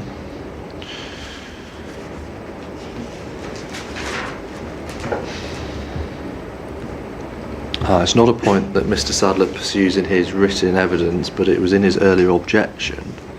Let's just cover it off anyway. The first bullet point on page 13 is the suggestion there'll be the erosion of a unique character of Maddenley Hill and surrounding area. Your response, please, to that. The other point to make is that it is not a unique landscape as suggested. The area falls within LCA 4B, Lulworth to Longstow, wooded claylands, which describes the area's distinctive parkland features, including Maddenley Hall, the rectilinear fields, wide open views towards Cambridge and its contribution to the city setting, but in nowhere within its description does it give any indication of it being of a unique character, and to suggest as such without that is unsubstantiated and lacks any evidential support. Thank you. So that they're all the questions I had for Mr. Carolyn. We'll take away those couple of points about nighttime Yes. views, which we'll tidy up in due course, and then we can get back to you on those. Thank you, Mr. Henderson.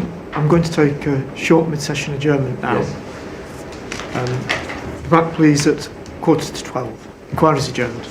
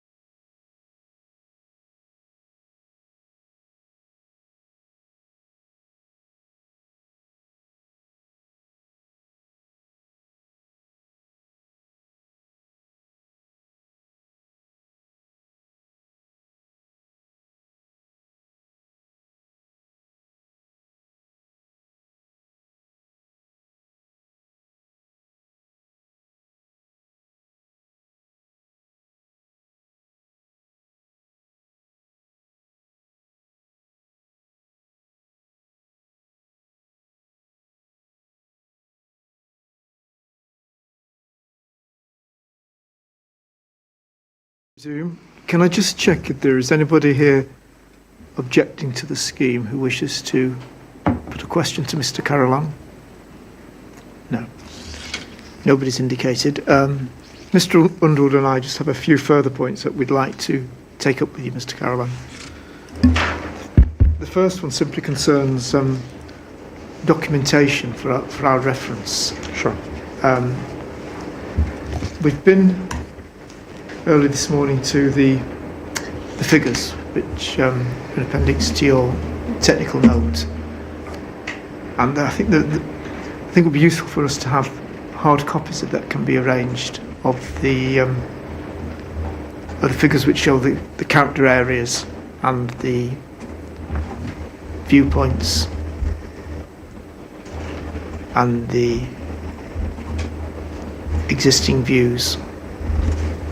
So that would be, sorry to interrupt, that would be 1110803. I think you. Yes, that's the reference I've got. And do you want the closer one? Yes, please, and that's 11084, I think. Correct, yeah. That'd be very helpful. And the nighttime photographs, once we source them as well. Yeah, that was the point that was raised earlier. I'm actually happy to try and finish that. Yes. Yeah, that's fine. And then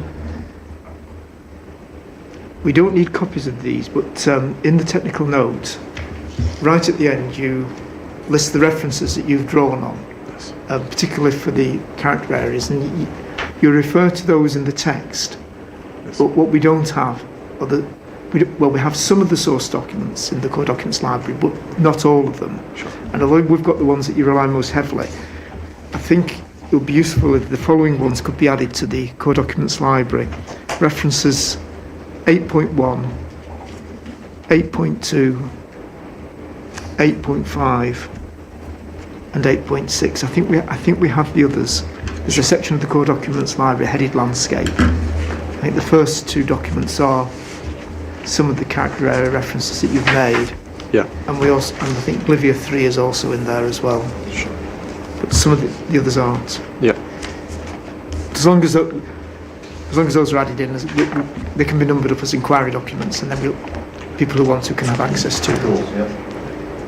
Can I just add to that? This is I was going to just ask a question a bit later, and I'm looking at the drawing which sets out the character areas in blue, yellow, pink, and purple. Yes. I was just going to ask a question about the character area that effectively to the north. There's a gap between the purple and the blue. Now I recognise that the proposed scheme doesn't run through that character area. I was going to ask you about any influences on that character area, but could we have a copy of that as well? Yes. I realise that's not one that Mr. Clegg has mentioned, because it's not one of the ones that's mentioned in your That's no evidence. problem. We can provide that. That the reason it wasn't included is because of the likelihood of insignificant effects. As you can see from the ZTV, it shows little to zero visibility within the landscape character area. And is that effectively because of that point, Madingley Road is sort of really on the crest of the hill, is that? Yes, exactly. So it's the crest of the hill. It's got the American Cemetery and the Madingley Wood between, for the most part. Which, but it's a change in topography that limits the visibility. Well, thank you for clarifying that, and that's answered that question. Sorry, I that's fine. jumped in there. And so if you have the reference stuff, I'm pretty sure you go to CD 1802.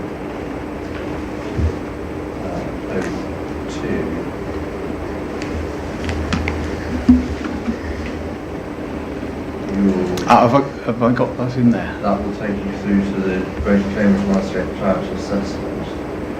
Might be in. And the plan, I think. So I'm just going to edit a bit of speed, but I'm pretty sure there's a plan. It's just taking a while. Within that, it goes to.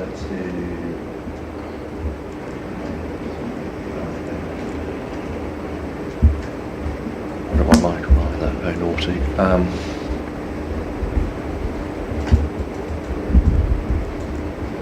I don't have the We can come back to you, but it's in that document. If you think what I'm looking for is in that document, that's fine. I'll have a look. We'll get you a reference. Yes. If having looked at it I can't find it, I'll come back to you. That's fine, yeah. Thank you. Yeah, no problem. Ms. Carroll, the next thing I just wanted to ask you about is in effect the landform of the linear proposal from west to east. Yes. I think there are general references to areas where there's, I think you said this morning, a low cutting in part of the site, and elsewhere there are embankments. But could you sort of take us on a journey from one end of the route to the other, explaining where it varies from sitting at grade with the existing landform? Sure thing.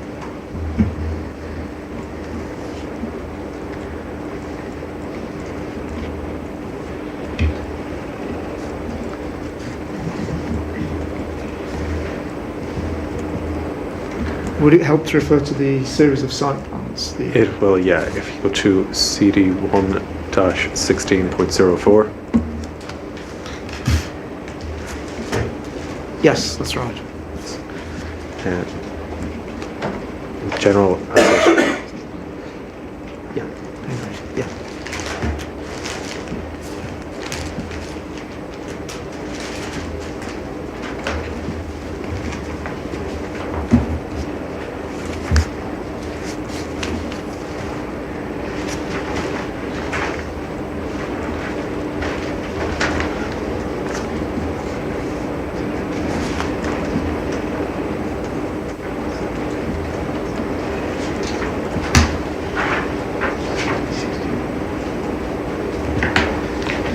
Ready?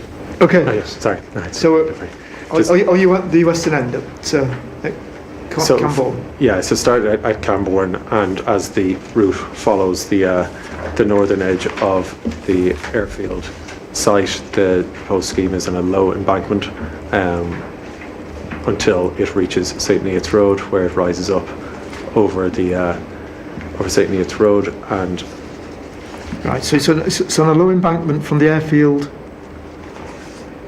through along the southern edge of Wellington Way until it reaches St. Neots Road, where the embankments increase as the scheme rises. It has to cross the road there, doesn't it? Yes. So then and whilst it's on that low embankment going around the airfield, what's the general nature of the planting either side? It's mainly just grass verge planting.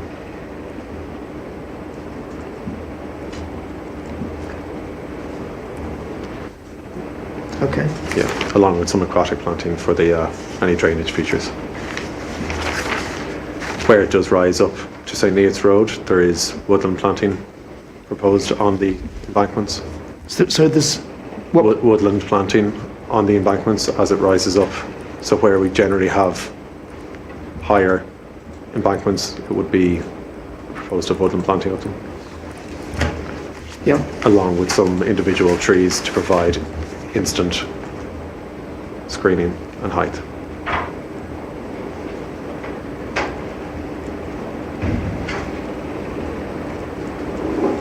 Yeah. So right. So then it crosses over then. Yes. And then travels along the southern edge of the A428 Yeah. with a combination of it is low embankment and cutting throughout that section of the route. There's woodland planting to the south of the scheme, along with grassland planting and again aquatic planting on the drainage features. Right. So a combination of both cutting and embankment along that stretch. Yeah. Yeah. So.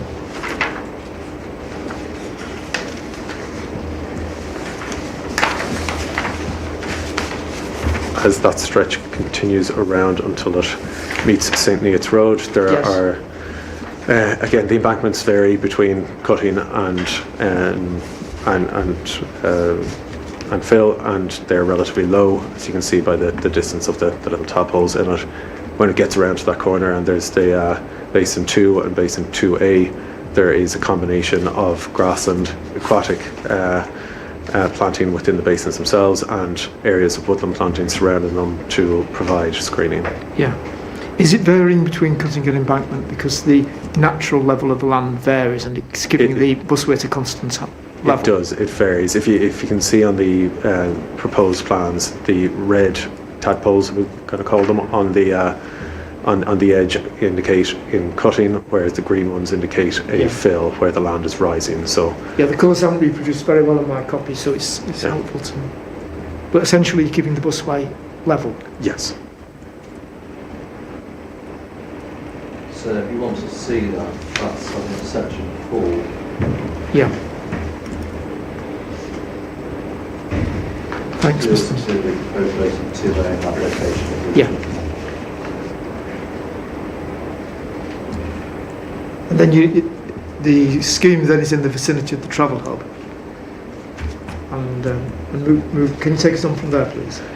So around the travel hub, I've discussed there's a specific landscape design related to the travel hub in terms of I'm fine with that. You're charting fine to travel. Yeah.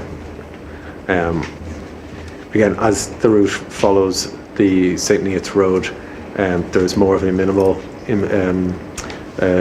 mitigation input in terms of more public realm improvements, wayfinding, small areas of planting, some street tree planting, but in terms of the change in level, it's along the existing road, so there's no real change in level. Yes. There's no need essentially in mitigating the viewing of the road itself, and it's more integrating the proposed scheme into the road and improving the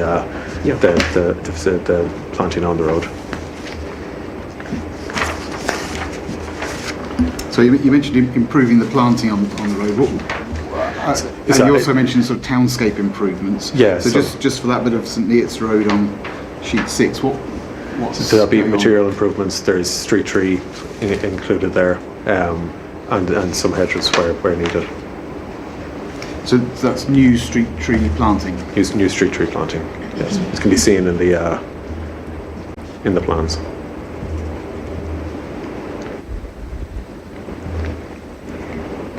So just so I'm only looking at an A3 drawing. I've got some bigger ones here, but that's effectively there's some green swatches just to the south of the maintenance. There is the street trees themselves can't be seen very clearly. They're the circular tree icons, but a relatively narrow line type, so it's hard to see. But they are all along St. Neots Road, in between. So if you can see on the northern side of the blue side shared pathway, in between each of the grey squares, there's a single street tree. So along with the single street trees, there is the areas of shrubs to the south of the blue route as well.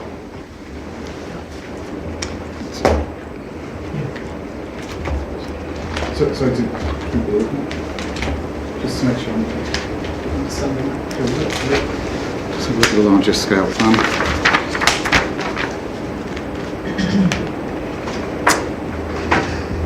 Gotcha. Yes, I couldn't see that on the A3, but I can see it on the larger. Thank you. Thanks. So then the route continues along St. Neots Road. It does. And then turns off to the south, doesn't it, before you get to Long Road? It does, exactly. So where it turns off to the south, where there's a triangle, we'll say left in the where the previous St. Neots Road is, that is all planted out with woodland with some clumps of individual trees to provide immediate height and screening. To the south of the road, where it is required for screening purposes, there is a hedgerow all along the southern edge as it kind of esses down towards Long Road, along with grass and planting either side. And what is the landform of the busway there as it moves down? There's no change. There's a relatively small embankment at the junction of St. Neots Road, and as it turns up towards the guided busway, or up to the east, and then as it falls down to the south, again there's a relatively small embankment. Yeah. Again, the embankment being on the northern side of the proposed hedgerow. The proposed hedgerow there Right, to screen views as much as possible of the proposed infrastructure. Yeah. And it runs down then to the crossing with Long Road. Yes. And then in terms of the crossings, it's looking to include hedgerows and replacement hedging where there's impact on the existing hedgerows. That would be along Long Road, along with some specimen trees and aquatic planting within the basin. There would also be wayfinding and particular tree species to indicate the junction. And it's then running across through the open farmland, isn't it, between It is. sheets 10 and 11? So as it starts to run across the open farmland, it is in embankment to start with, where there is, well, it is relatively flat to start with, where we've included low earth bunds to the north and to the south. So they will shown again in the green tadpoles where you can see them going in both directions. So that shows fall in both directions, meaning that there is a low embankment there provided to screen the infrastructure from views from the north. Right, and does that low embankment continue all the way across? It continues across until we get to the low cutting areas, and where it's in low cutting, it is just maintained within low cutting and has. Where do you pick up the low cutting for the first time? So there's when you just move to the right, to the east rather, of Long Road, you can see the red tadpoles begin.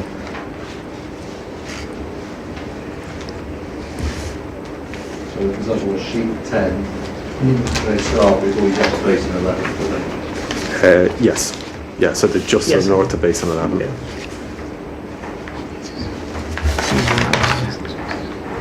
So just before.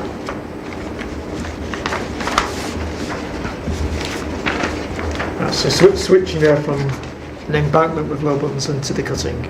Yes. Before basin 11.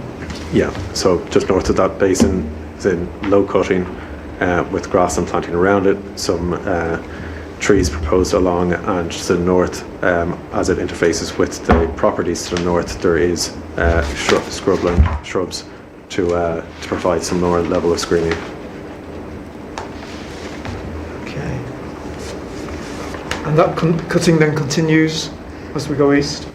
That continues as we go east, so again, maintenance as much as possible to have a low cutting. Yes.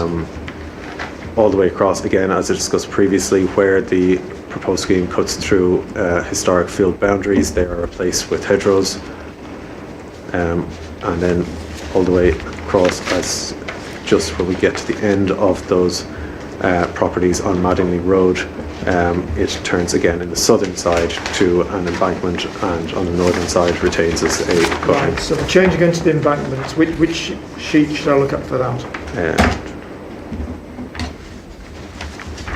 That's sheet 13. Again, it's low earth bunds embankments with the Right, cutting. sheet 13 is where they come up to Cambridge Road. It is no, not quite yet. Right, so it's before then. Yeah, before then. Well, we should. So Welsh sheet 13 is Carolyn, and the red tadpoles are cutting. Yeah, on the northern side of the route, and then on the southern side there is the low earth bunds. So there's embankment in the tadpoles going both directions. Again, hard enough to see with the line type. So embankment on sheet 13. Yes. On the south side, I think. South side only being the low earth bunds. Yeah. And that change in landform, where's that starting? On the southern end, it starts, I'd say, just after the basin 11. That's going back a few sheets, isn't it? No, it's, yeah, base 11 is shown in sheet 13 as well, just on the, Base 11, sheet 10, isn't it? yeah, so it's shown on sheet 10 and sheet 13 just as it overlaps.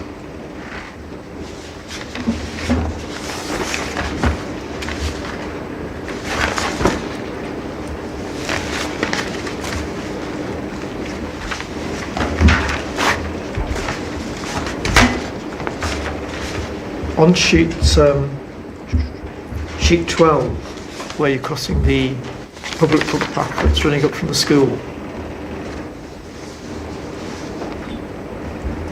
can you just explain what's happening there? Is that the So there's cutting on the north side? Yeah, so there's a diverted pathway Yes. here where there's cutting on the north side and embankment on the south. Yeah. Well, there's a an earth bund on the southern side with embankment, and then as it progresses to the east, it becomes more into a more larger cutting.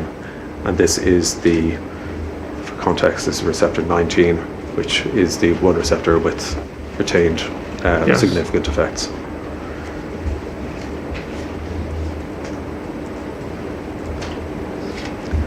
One thing we weren't entirely sure about, which you mentioned a moment ago, is the reference to planting on historic field boundaries. Yes. Now, obviously the scheme cuts through boundaries on its route through this area of open land. Yes.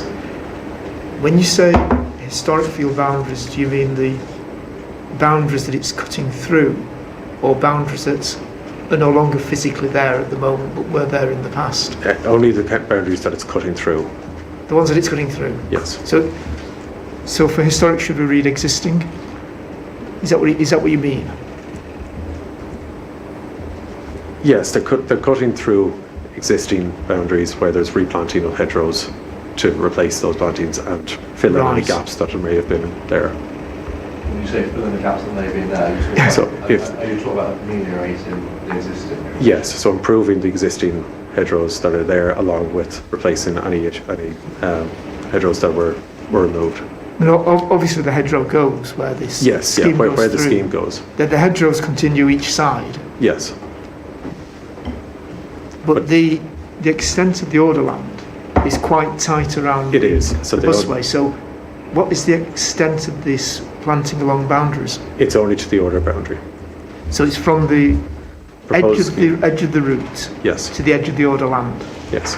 So if we look on sheet 12, are you able to indicate, I suspect they're here, are you able to indicate that on sheet 12? On PDF sheet 12, is it? Or Yeah.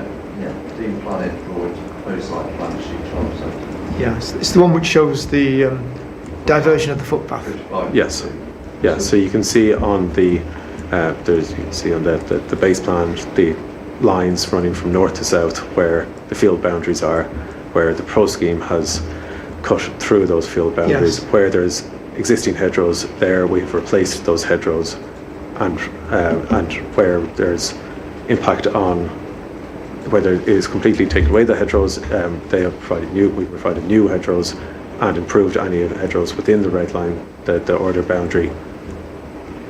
So on sheet 12, if I look up where the footpath's diverted and I go to the west of that, Yes, I can see what seems to be some faint green circles running up slightly diagonally. Is that the sort of thing you have? yes. So that's the hedgerow. That indicates where the hedgerows will be. Yeah. So there's a hedgerow there now, and there would be in the future. Yes. Is the existing hedge? Do the works involve between the red lines all the existing hedgerow coming out and therefore being replanted, or are you strengthening what's there? Do you need to take out more than the width of the busway to do the works? Cannot say that for certain. Right. I don't know that for sure. Right. But are you saying that at the end of the day, between the edge of the busway and the maintenance path and the red line, there will be there'll be a hedgerow? Yes, So it's either strengthening or replacing. exactly. And just so I'm clear, but there's no proposal to do anything beyond the red line.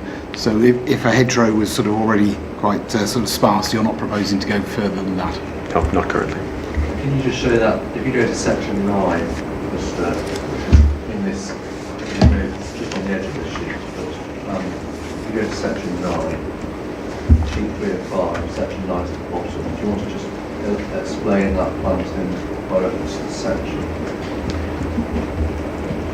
Yeah, so this is where the proposed scheme is a little bit of a deeper cutting. There is, so if we work from the centre of the busway out, where you can see the blue lines coming down, that is the drainage feature where there is aquatic planting proposed. As it goes up the embankment, there are trees along with shrubs proposed, and then hedgerow with trees at the top of the embankment. And the hedgerow Is the hashed line. So, sorry, can you just put yes, section 9, sir. it's just still loading Sorry, up. I'm sorry.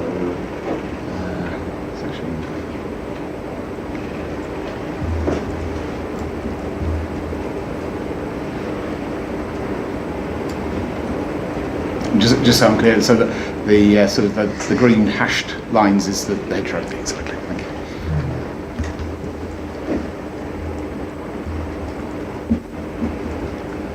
Along the busway in that location where we've just been approaching Cambridge Road and Cotton Orchard, what's the extent of the proposal for tree planting on either side of the busway? There was some reference made to it when we heard evidence from Mr. Reason yesterday. Yeah, there's on the southern edge of the proposed scheme, there is, again, relatively hard to see, but there is clumps of proposed trees along the southern edge all the way up until we get to a kind of wider space before Cambridge Road itself, where there is areas of woodland and individual trees augmented within that to provide initial height and screening. So all along that southern edge, and in some areas along the northern edge, particularly when we get closer to the Cambridge Road, there are small clumps of specimen trees. Yeah. Can you show that on sheet 13? Like, Cambridge Road on sheet 13. Can you show that travelling on sheet 13? Yes. So it might be easier to start from Cambridge Road and work our way west. Yes. Where the southern edge, there is a larger area where the hashed lines here is woodland, with, as you can see, small circles clumped together are the individual trees that are proposed to go along with that.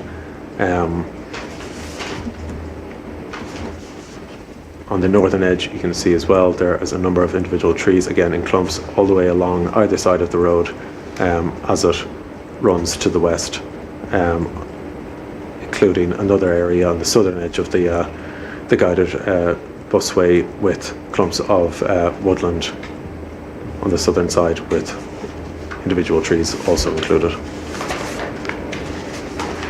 Right, and then the continuing to go east, you cross Cambridge Road and you're then in the orchard. Then into the orchard where there's rigid planting of orchard species trees to be in character with the existing orchard. Yeah, I know we've seen a section of it, but can you just remind me what's happening in terms of the position of the busway relative to the existing ground level? Yeah, it's on a low embankment at that point, so you can see it in section, if I can pull it up here, section 10, so it's just below the section we were just looking at.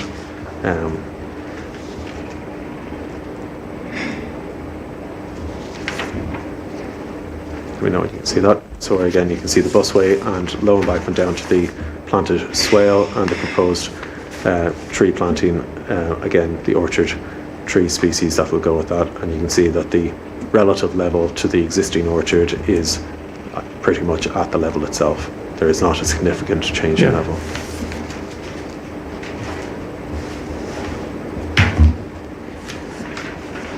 Going east again, then you've got to there's the change in level going to the motorway, isn't there? Yes, yeah. So there's a significant change in level rising up to the motorway, which is included a large area of, if you can see it, the hashed.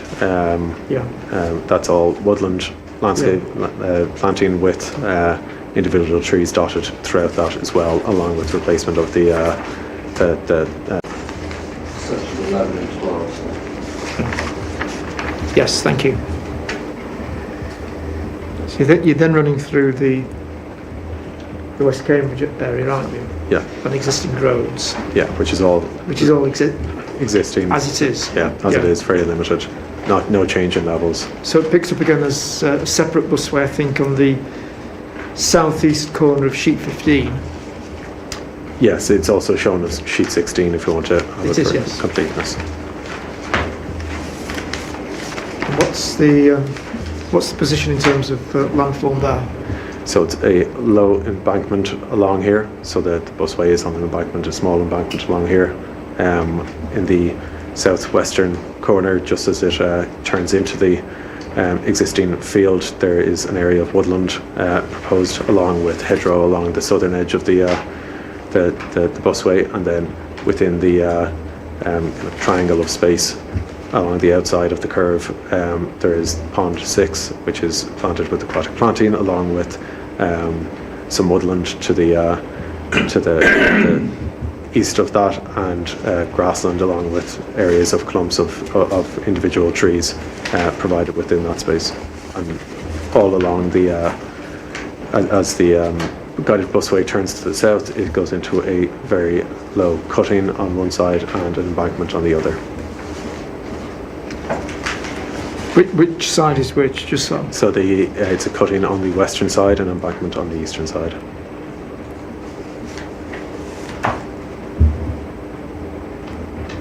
And is that also a response to the existing landform? It is, yes.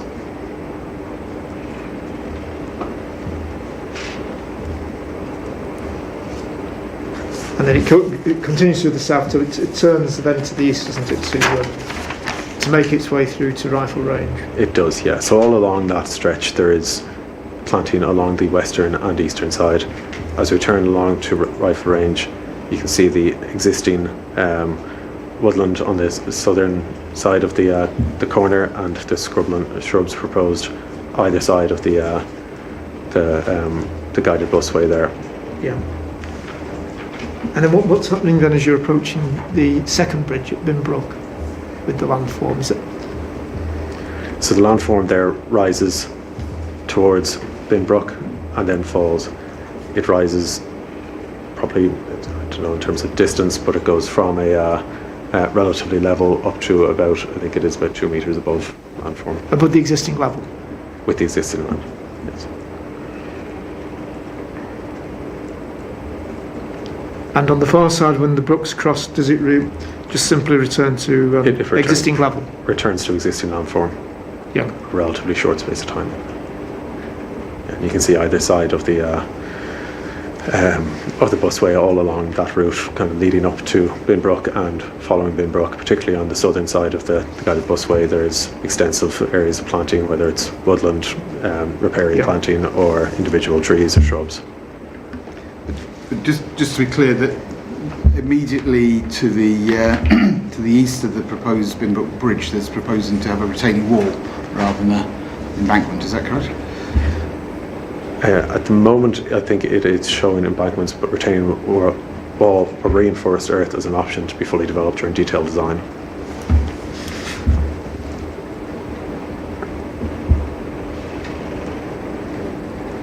And just for my benefit, what's the difference between a retaining wall and reinforced earth? What would reinforced earth be? It's not something That's an engineering thing, is it? Yeah, I think so. Okay.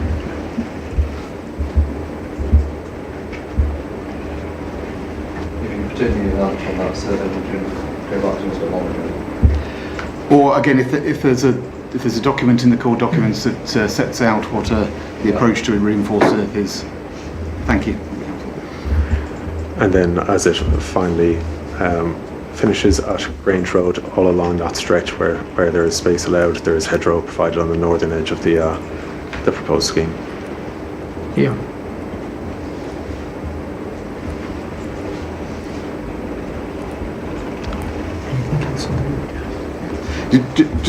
Just to clarify that, when you say there's hedgerow on the northern edge of the scheme, so that is that going to replace the trees that currently sort of along Rifle Road range adjacent to Clare Hall? No, my understanding is that the trees there are being retained.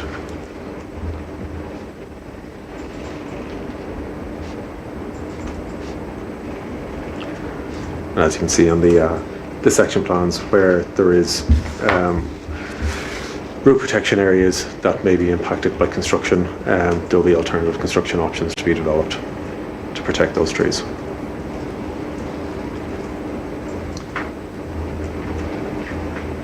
Okay. And that's section 17? I'm looking at that.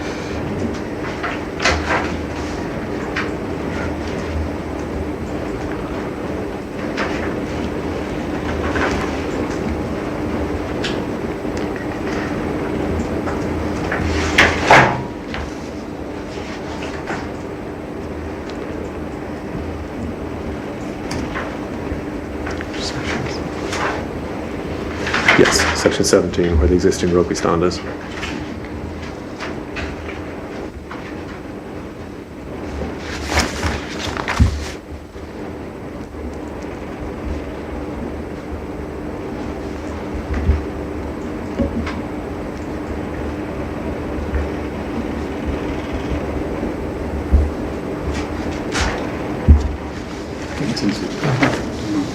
Thanks, Mr. Carolan, for talking us through that. That's been very useful.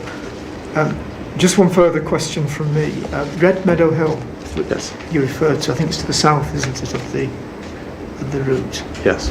Is it a public viewpoint? Yes, it's on a public right of way. Thanks. Thank you. I think one of the things that was mentioned yesterday was Miss Reason was talking about a tree canopy, and I'm not sure if I understood her correctly, but I understood that she mentioned that in time that a tree canopy would develop over the busway. Presumably that would only be where there is proposed tree planting on either side. Have I got the wrong end of the stick there? Yeah, I understood that Ms. Reason. Ms. Reason was also talking about.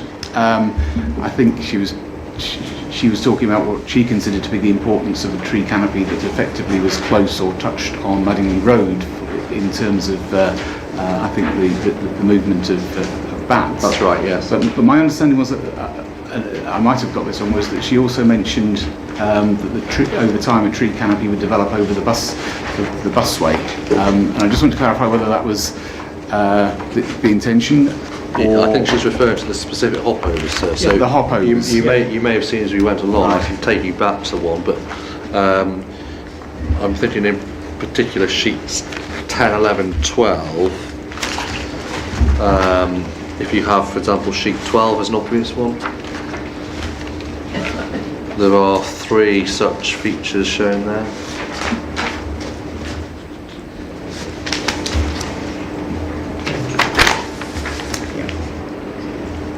So it's where they're actually marked as such. Yeah, and those are in the vicinity of those. Well, they are to be clear, they're the specific hopovers, sir. But there is other planting that Mr. Carolan has shown you on either side. For example, when one moves towards the orchard, he indicated planting on either side, which would equally form that canopy that she told you about yesterday.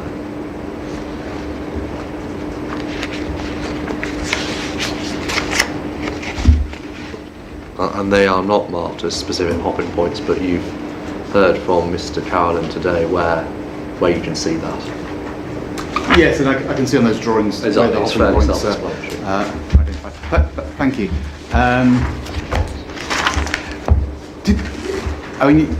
On Binbrook Bridge, you've obviously mentioned sort of the limits of your sort of knowledge about sort of the engineering design of it. What was your input into the design of the Binbrook Bridge and its sort of environs from a landscape point of view? From a landscape perspective, just what level of screening might support the impact on receptors to the north.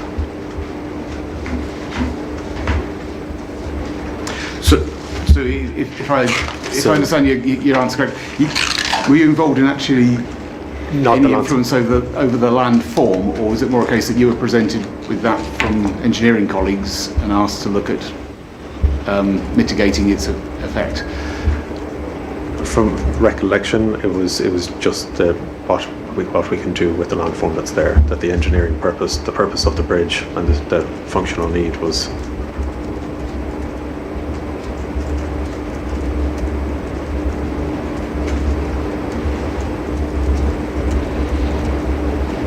Well, I should say, so I've not asked Mr. Carlin today about Binbrook Bridge from a landscape original. Claire will have this point. We'll come to that when we get to the... Yeah. You'll hear a bit more then.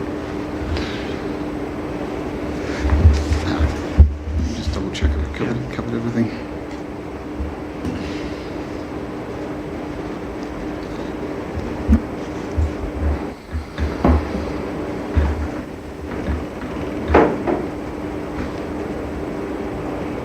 Yes, no, I think that's covered the clarification points there. Thank you. Thank you, Mr. Carolan. Thank you. Mr. Henderson, any re-examination at all? No, not on those stretches. I think we've clarified everything as we've gone along. Yeah. Thank you. Thanks, Mr. Carolan. Thank you.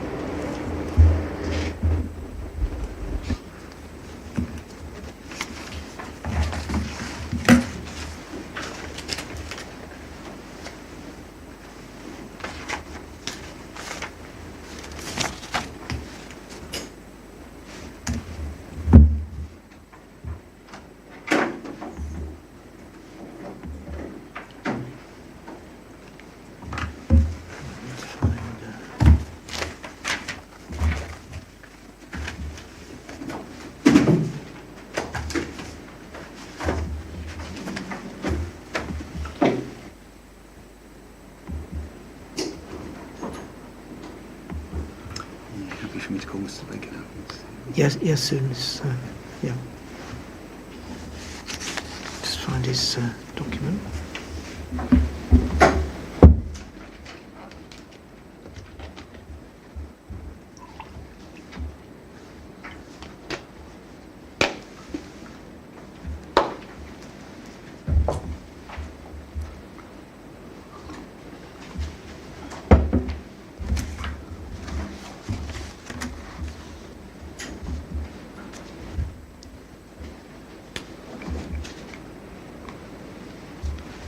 Perhaps just check what he's speaking to, because I think it's just yeah.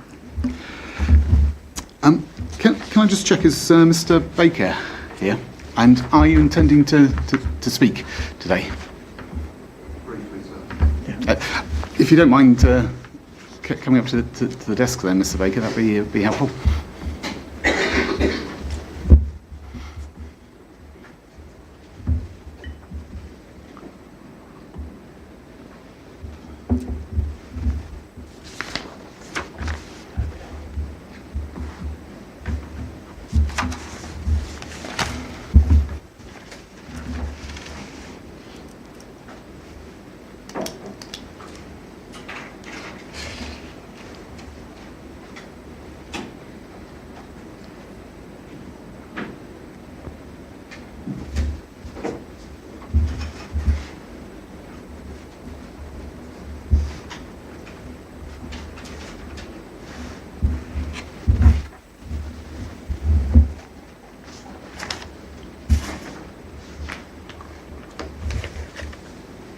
Just wait till you're settled there.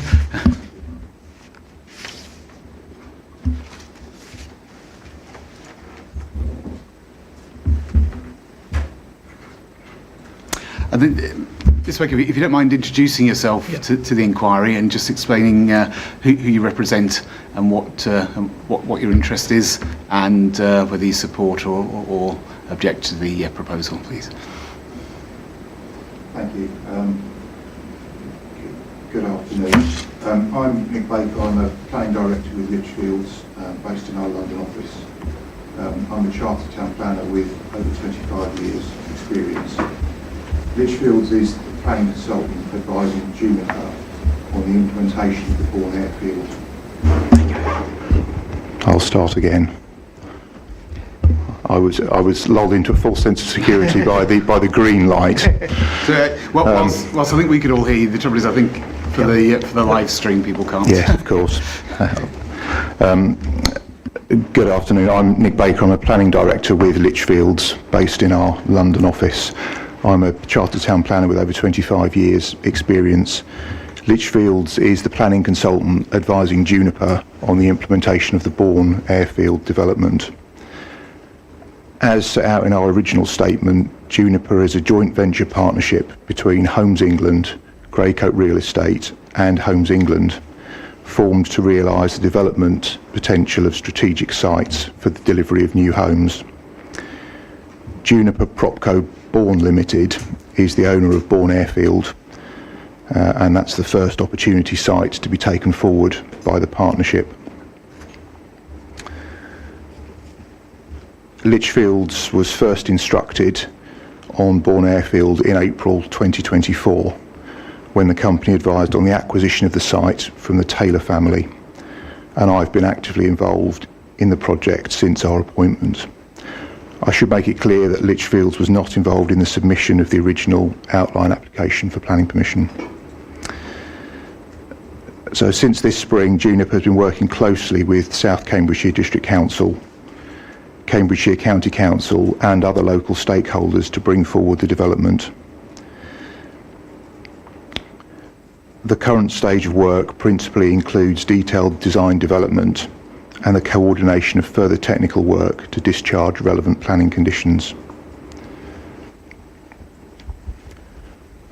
Our original written statement, that's CD 2614, confirms Juniper's support for the busway project, and I don't intend to read that out today.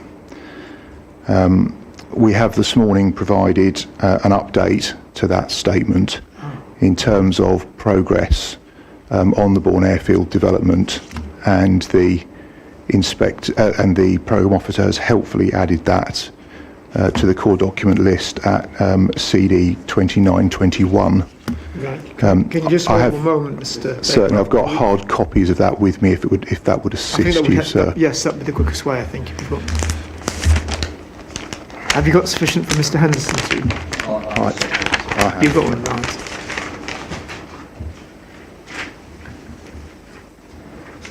Thanks, Mr. Baker. Thank you.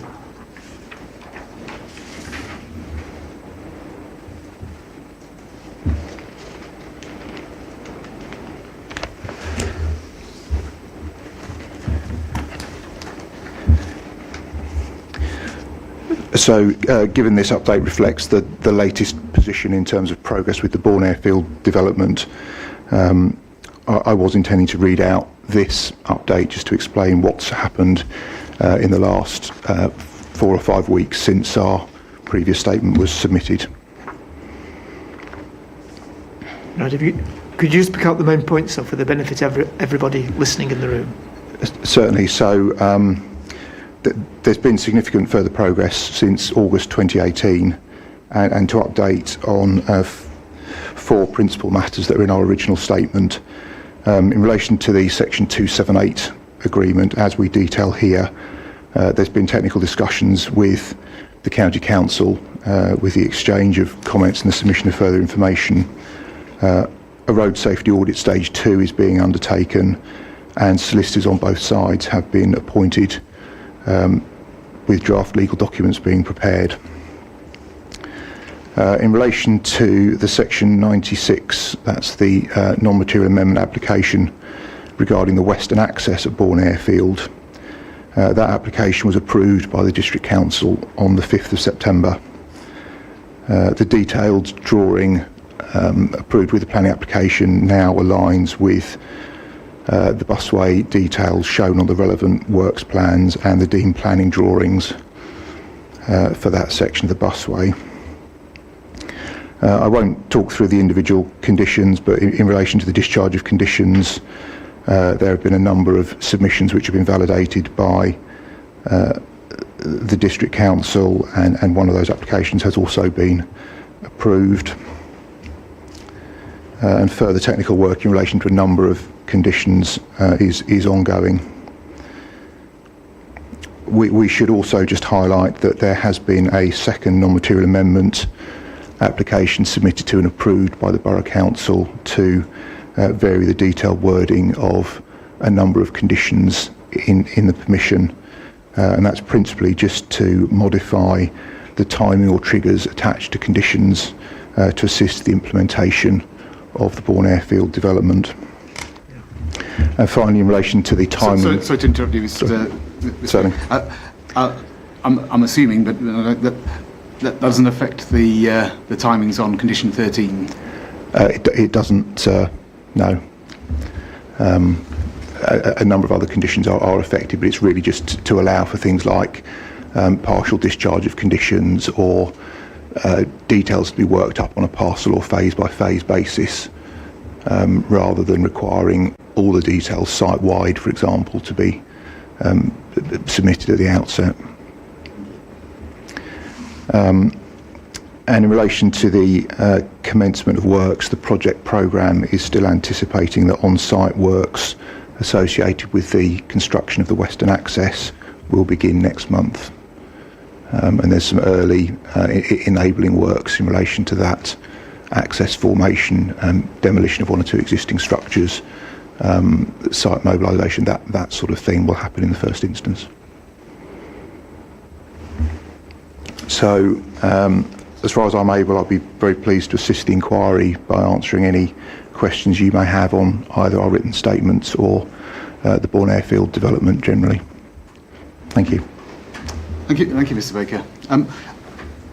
Before myself and Mr. Clegg ask any questions, can I just see if anybody else has got any questions they want to ask Mr. Baker? I can't see anyone. I just had a few questions, Mr. Baker, and some of these, if you can't answer them, that's not a problem, because some of them I'm just asking for sources of documents, and actually it may well be that the applicant might be able to help me with those. The first thing, in terms of the master plan, I was struggling to find that in the documents. I think the applicant had provided a copy of the planning permission.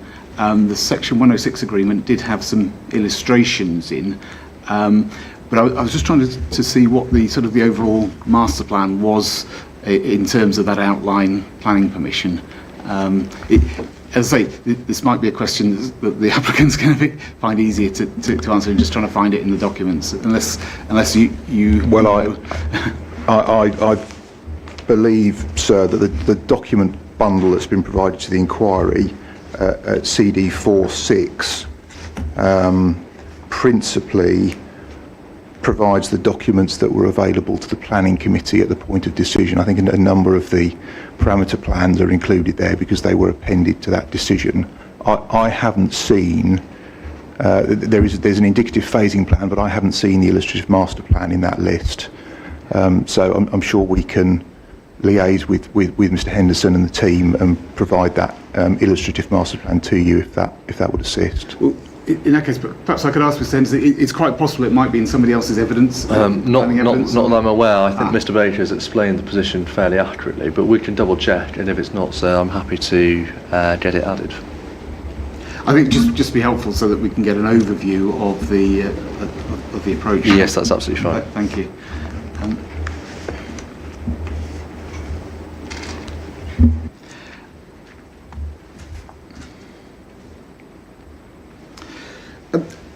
I just wanted to ask about just a bit more. I mean, your statement covers, I think, in brief, sort of what you think the implications are, particularly regard to condition 13, which, for want of a better expression, I think effectively prevents you from, or prevents any occupation of any houses above a threshold of 500 until a busway is provided. If again, just as a hypothetical, if the Secretary of State decided not to make the order, what would the implications be for the development? Would you continue to sort of build that 500? Would you continue to build more than 500 under the understanding that they couldn't be occupied until a busway was in place, or how would that influence your approach? Well, I think approaching that answer as reflecting your hypothetical question, so hypothetically, the starting point for us in considering that issue would be the requirements of the local plan and policy SS7, and that's your core document 602, and I'm looking at looking to particularly page 84 and following of the PDF, page 73 on the document there, that policy sets out the site-specific requirements for Bourne Airfield. And within Part 8 of that policy, there is a requirement under the subheading Creation of Comprehensive Movement Network, requirements for significant improvements to public transport and measures to promote walking and cycling. And I take you back to that development plan objective as the starting point, because if we were to need to revisit how the accessibility of the site was going to be secured, that's where we would begin. Condition 13 itself, the condition on the permission that sets the 500 unit cap for occupations, contains some flexibility within it. It's evolved between both between the policy and the committee resolution, and between the resolution and the formal grant, so that whilst there is specific reference to the busway project and elements of that within the condition, you'll also be aware that condition 13 allows for an alternative scheme that's identified by the county council to come forward in the alternative.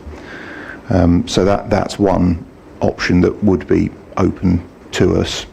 There are, of course, also the normal procedural routes, either for a non-material amendment or a Section 73 change to the condition. But I think the decision that would need to be taken at that point in time would need to reflect the circumstances at that point, and there would be both planning and commercial considerations in that. But in addressing that hypothetical scenario, I would just reinforce again the commitment of Juniper to supporting the busway, and our view that the busway project is the most appropriate way to address those policy considerations that I've just outlined in terms of comprehensive movement in relation to Bourne Airfield. Thank you.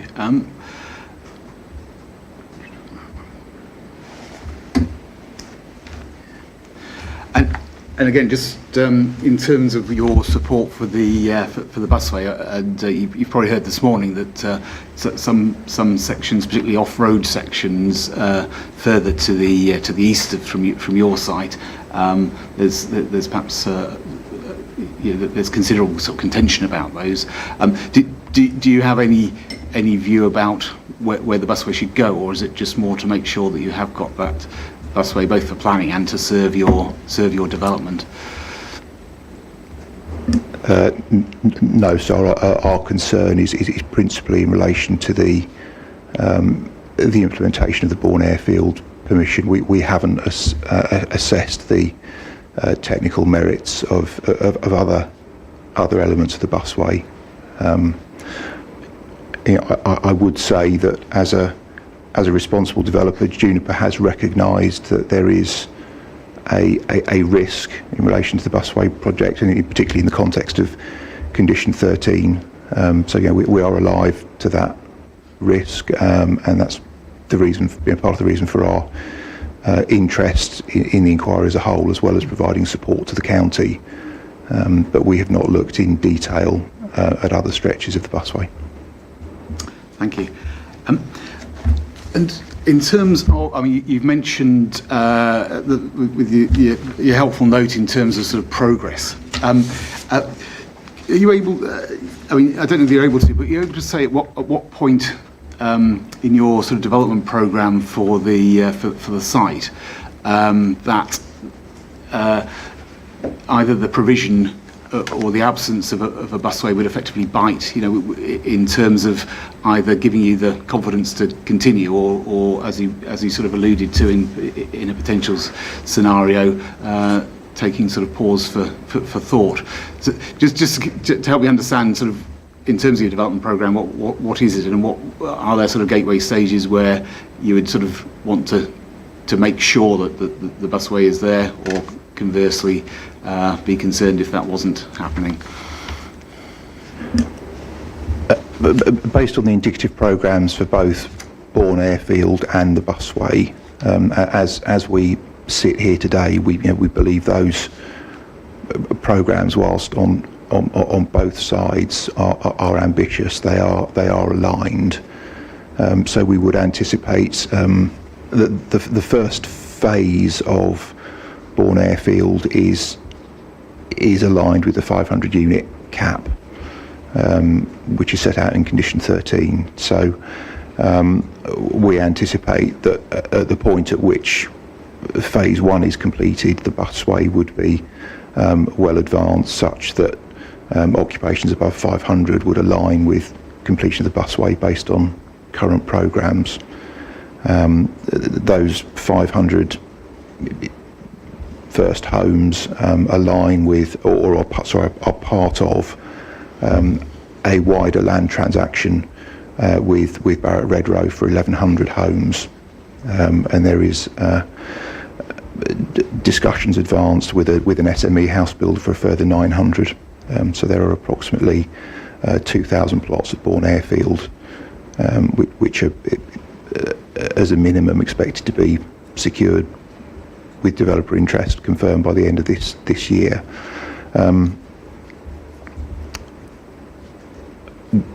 We will be keeping a sort of careful eye on the progress of the busway project, because whilst the cap is related to the delivery of homes, there are obviously wider implications of that 500 unit cap for social infrastructure, and potentially some of the commercial aspects of the development as well. If there is uncertainty about progress beyond the 500 homes, that could have wider implications for other aspects of the development. Mr. Baker, can I just check figures with you? You said the 500 was part of a larger transaction for 1,100, and then I think you mentioned another figure after that. Yes, so there's a total of 1,100 to Barratt Redrow, yes, of which the first 500 is phase 1, and then there are 900 units under discussion with an SME house builder. So is that in 3 phases you've told us about, the 500, 600 and 900? We're currently grappling with the condition 11 phasing plan at the moment, sir. So it would be at least, whether it's 3 phases or whether some of those larger numbers are divided into sub-phases, it would be at least 3 phases. Yeah, thank you. And so, again, just for the avoidance of doubt, so as things stand, your intention is with partners to deliver that first tranche of 500 homes as the busway scheme would be developed, and if consent's granted, be constructed. Have I got that right? Yes, so we would expect that residential development is coming forward in parallel with the busway works.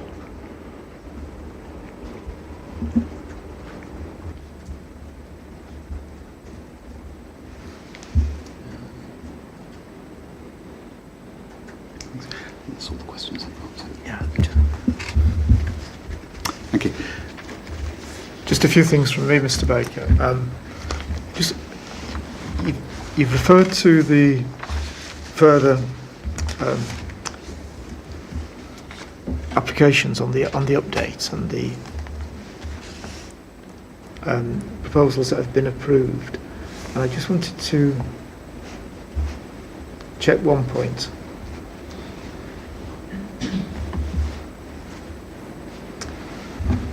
In your original proof for the inquiry, you refer to the outline planning permission, and then there are various details on the update. Have any reserved matters been submitted and approved? Not at this point in time. They're likely to come forward next month. They're being worked on at the moment.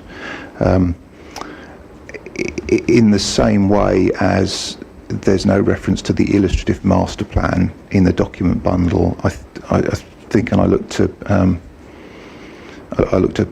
Mr. Henderson for confirmation on this. I think that document list also omits the detailed drawings for the eastern and western gateways, which are part of the outline approval. So there is detailed approval of access at the eastern and western gateway. That was what I was leading up to, because I saw right at the end of the update you expect to start some construction work on the western access, but if you haven't got reserved matters, it's covered elsewhere.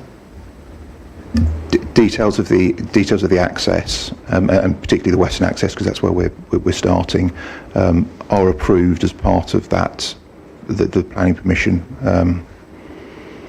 It's part of the original permission. Yes, and there's a detailed drawing in relation to access, Right. and that's the drawing which has been subject to the recent non-material amendment Yes. application to align the details with the busway works drawings. And Mr. Baker's correct. You have confirmation of the overarching permission, including that part which was not reserved. You don't have any drawings. Again, if you want to see those, we can sort that out for you. Yeah. Okay, thanks.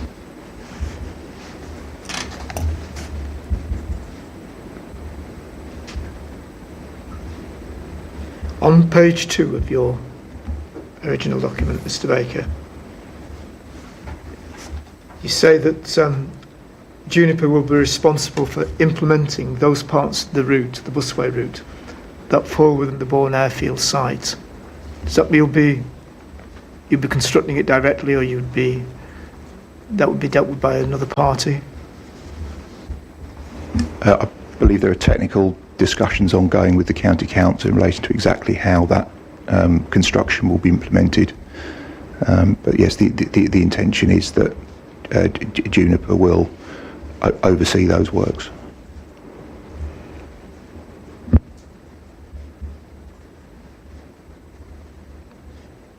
Okay. And then the other thing I wanted to ask you about was about another core document. Have you got access to the core document? I have, yes. Yeah. Can you turn up core document 2511? I think is the right reference.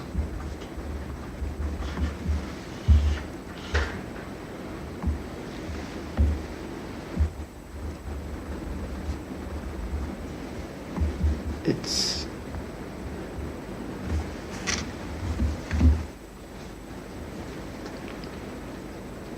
just let me know when you're there, Mr. Baker.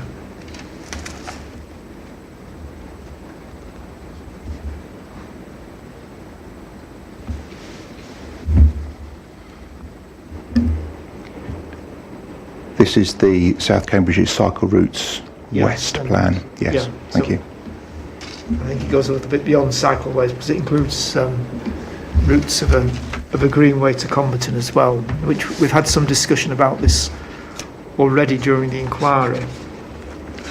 And you'll see more or less in the centre of that plan, it shows an indicative route for a cycleway at Bourne Airfield. And there was a suggestion from an earlier witness that it's likely to be picked up as part of the Bourne Airfield scheme. And I just wanted to check your view on that. I think the most helpful reference to direct you to here, sir, is CD46. Okay. And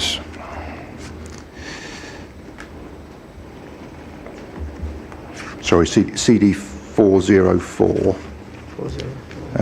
Point. And let me just find it for you. Point 04. That is the access and movement parameter plan, the approved parameter plan for Bourne Airfield. So CD404.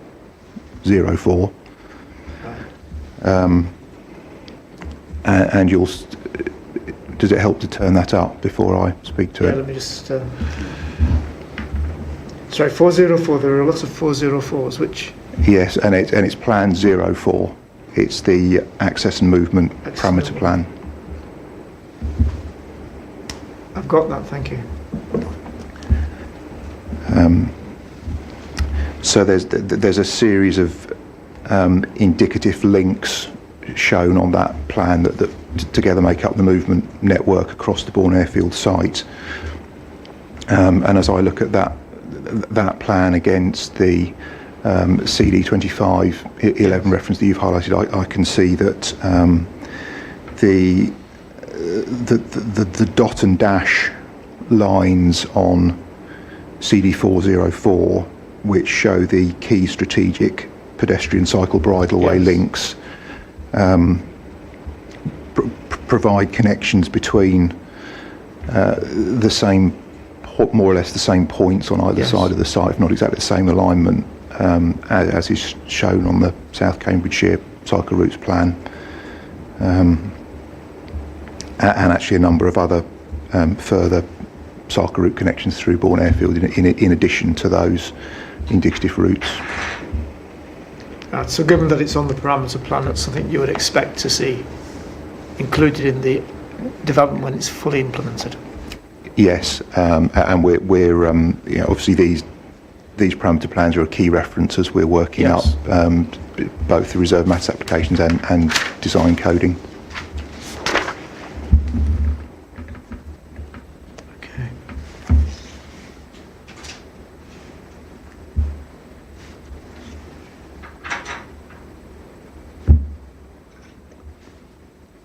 And as far as you're aware, are all the active travel links that are proposed included on this, or referred to on this document that you've taken us to? Within the Bourne Airfield site, yes. In addition, there are off-site improvements as secured under the Section 106 agreement for Bourne Airfield.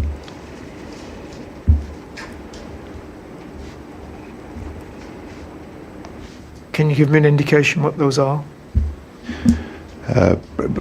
Principally there to improve footway and cycleway links to the surrounding area, Cambourne and the neighbouring villages. Some connections along St Neots Road, as well as routes down the Broadway. So, St Neots Road, I think you mentioned. Broadway. Yes, and down, in relation to the footway down the Broadway to Bourne, and then across to Cambourne. Sorry, and from Bourne to? From Bourne Airfield to Bourne Village, down the Broadway. So, St Neots Road, Broadway, Bourne Village. Any reference to links to Cambourne and the Cambourne Greenway?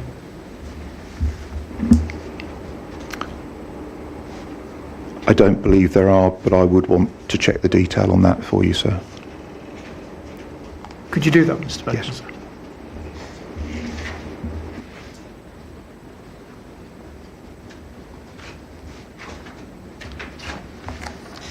Thanks, Mr. Baker. Thank you.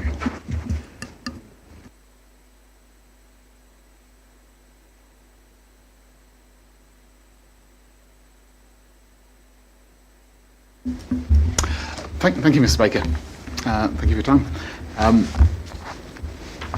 Make it almost 1 o'clock, and in terms of what we have on the programme today, I think that's effectively concluded our business.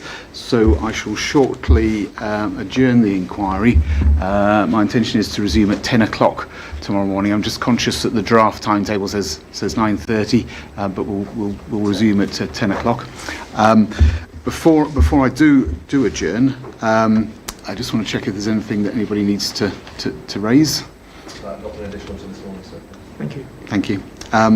I won't go through, as seems to be becoming quite usual, there's a list of requests for either information, clarification or documents. I won't run through those now. I'm sure Mr. Henderson's got a comprehensive list of Yes, those. sir, we've got those, don't worry. Okay. And then I think if Mr. Baker could provide that information via Mrs. Taplin, that'd be very helpful. In that case, it's now 1 o'clock and the inquiry is adjourned, and I shall see those of you returning tomorrow at 10 o'clock. Thank you.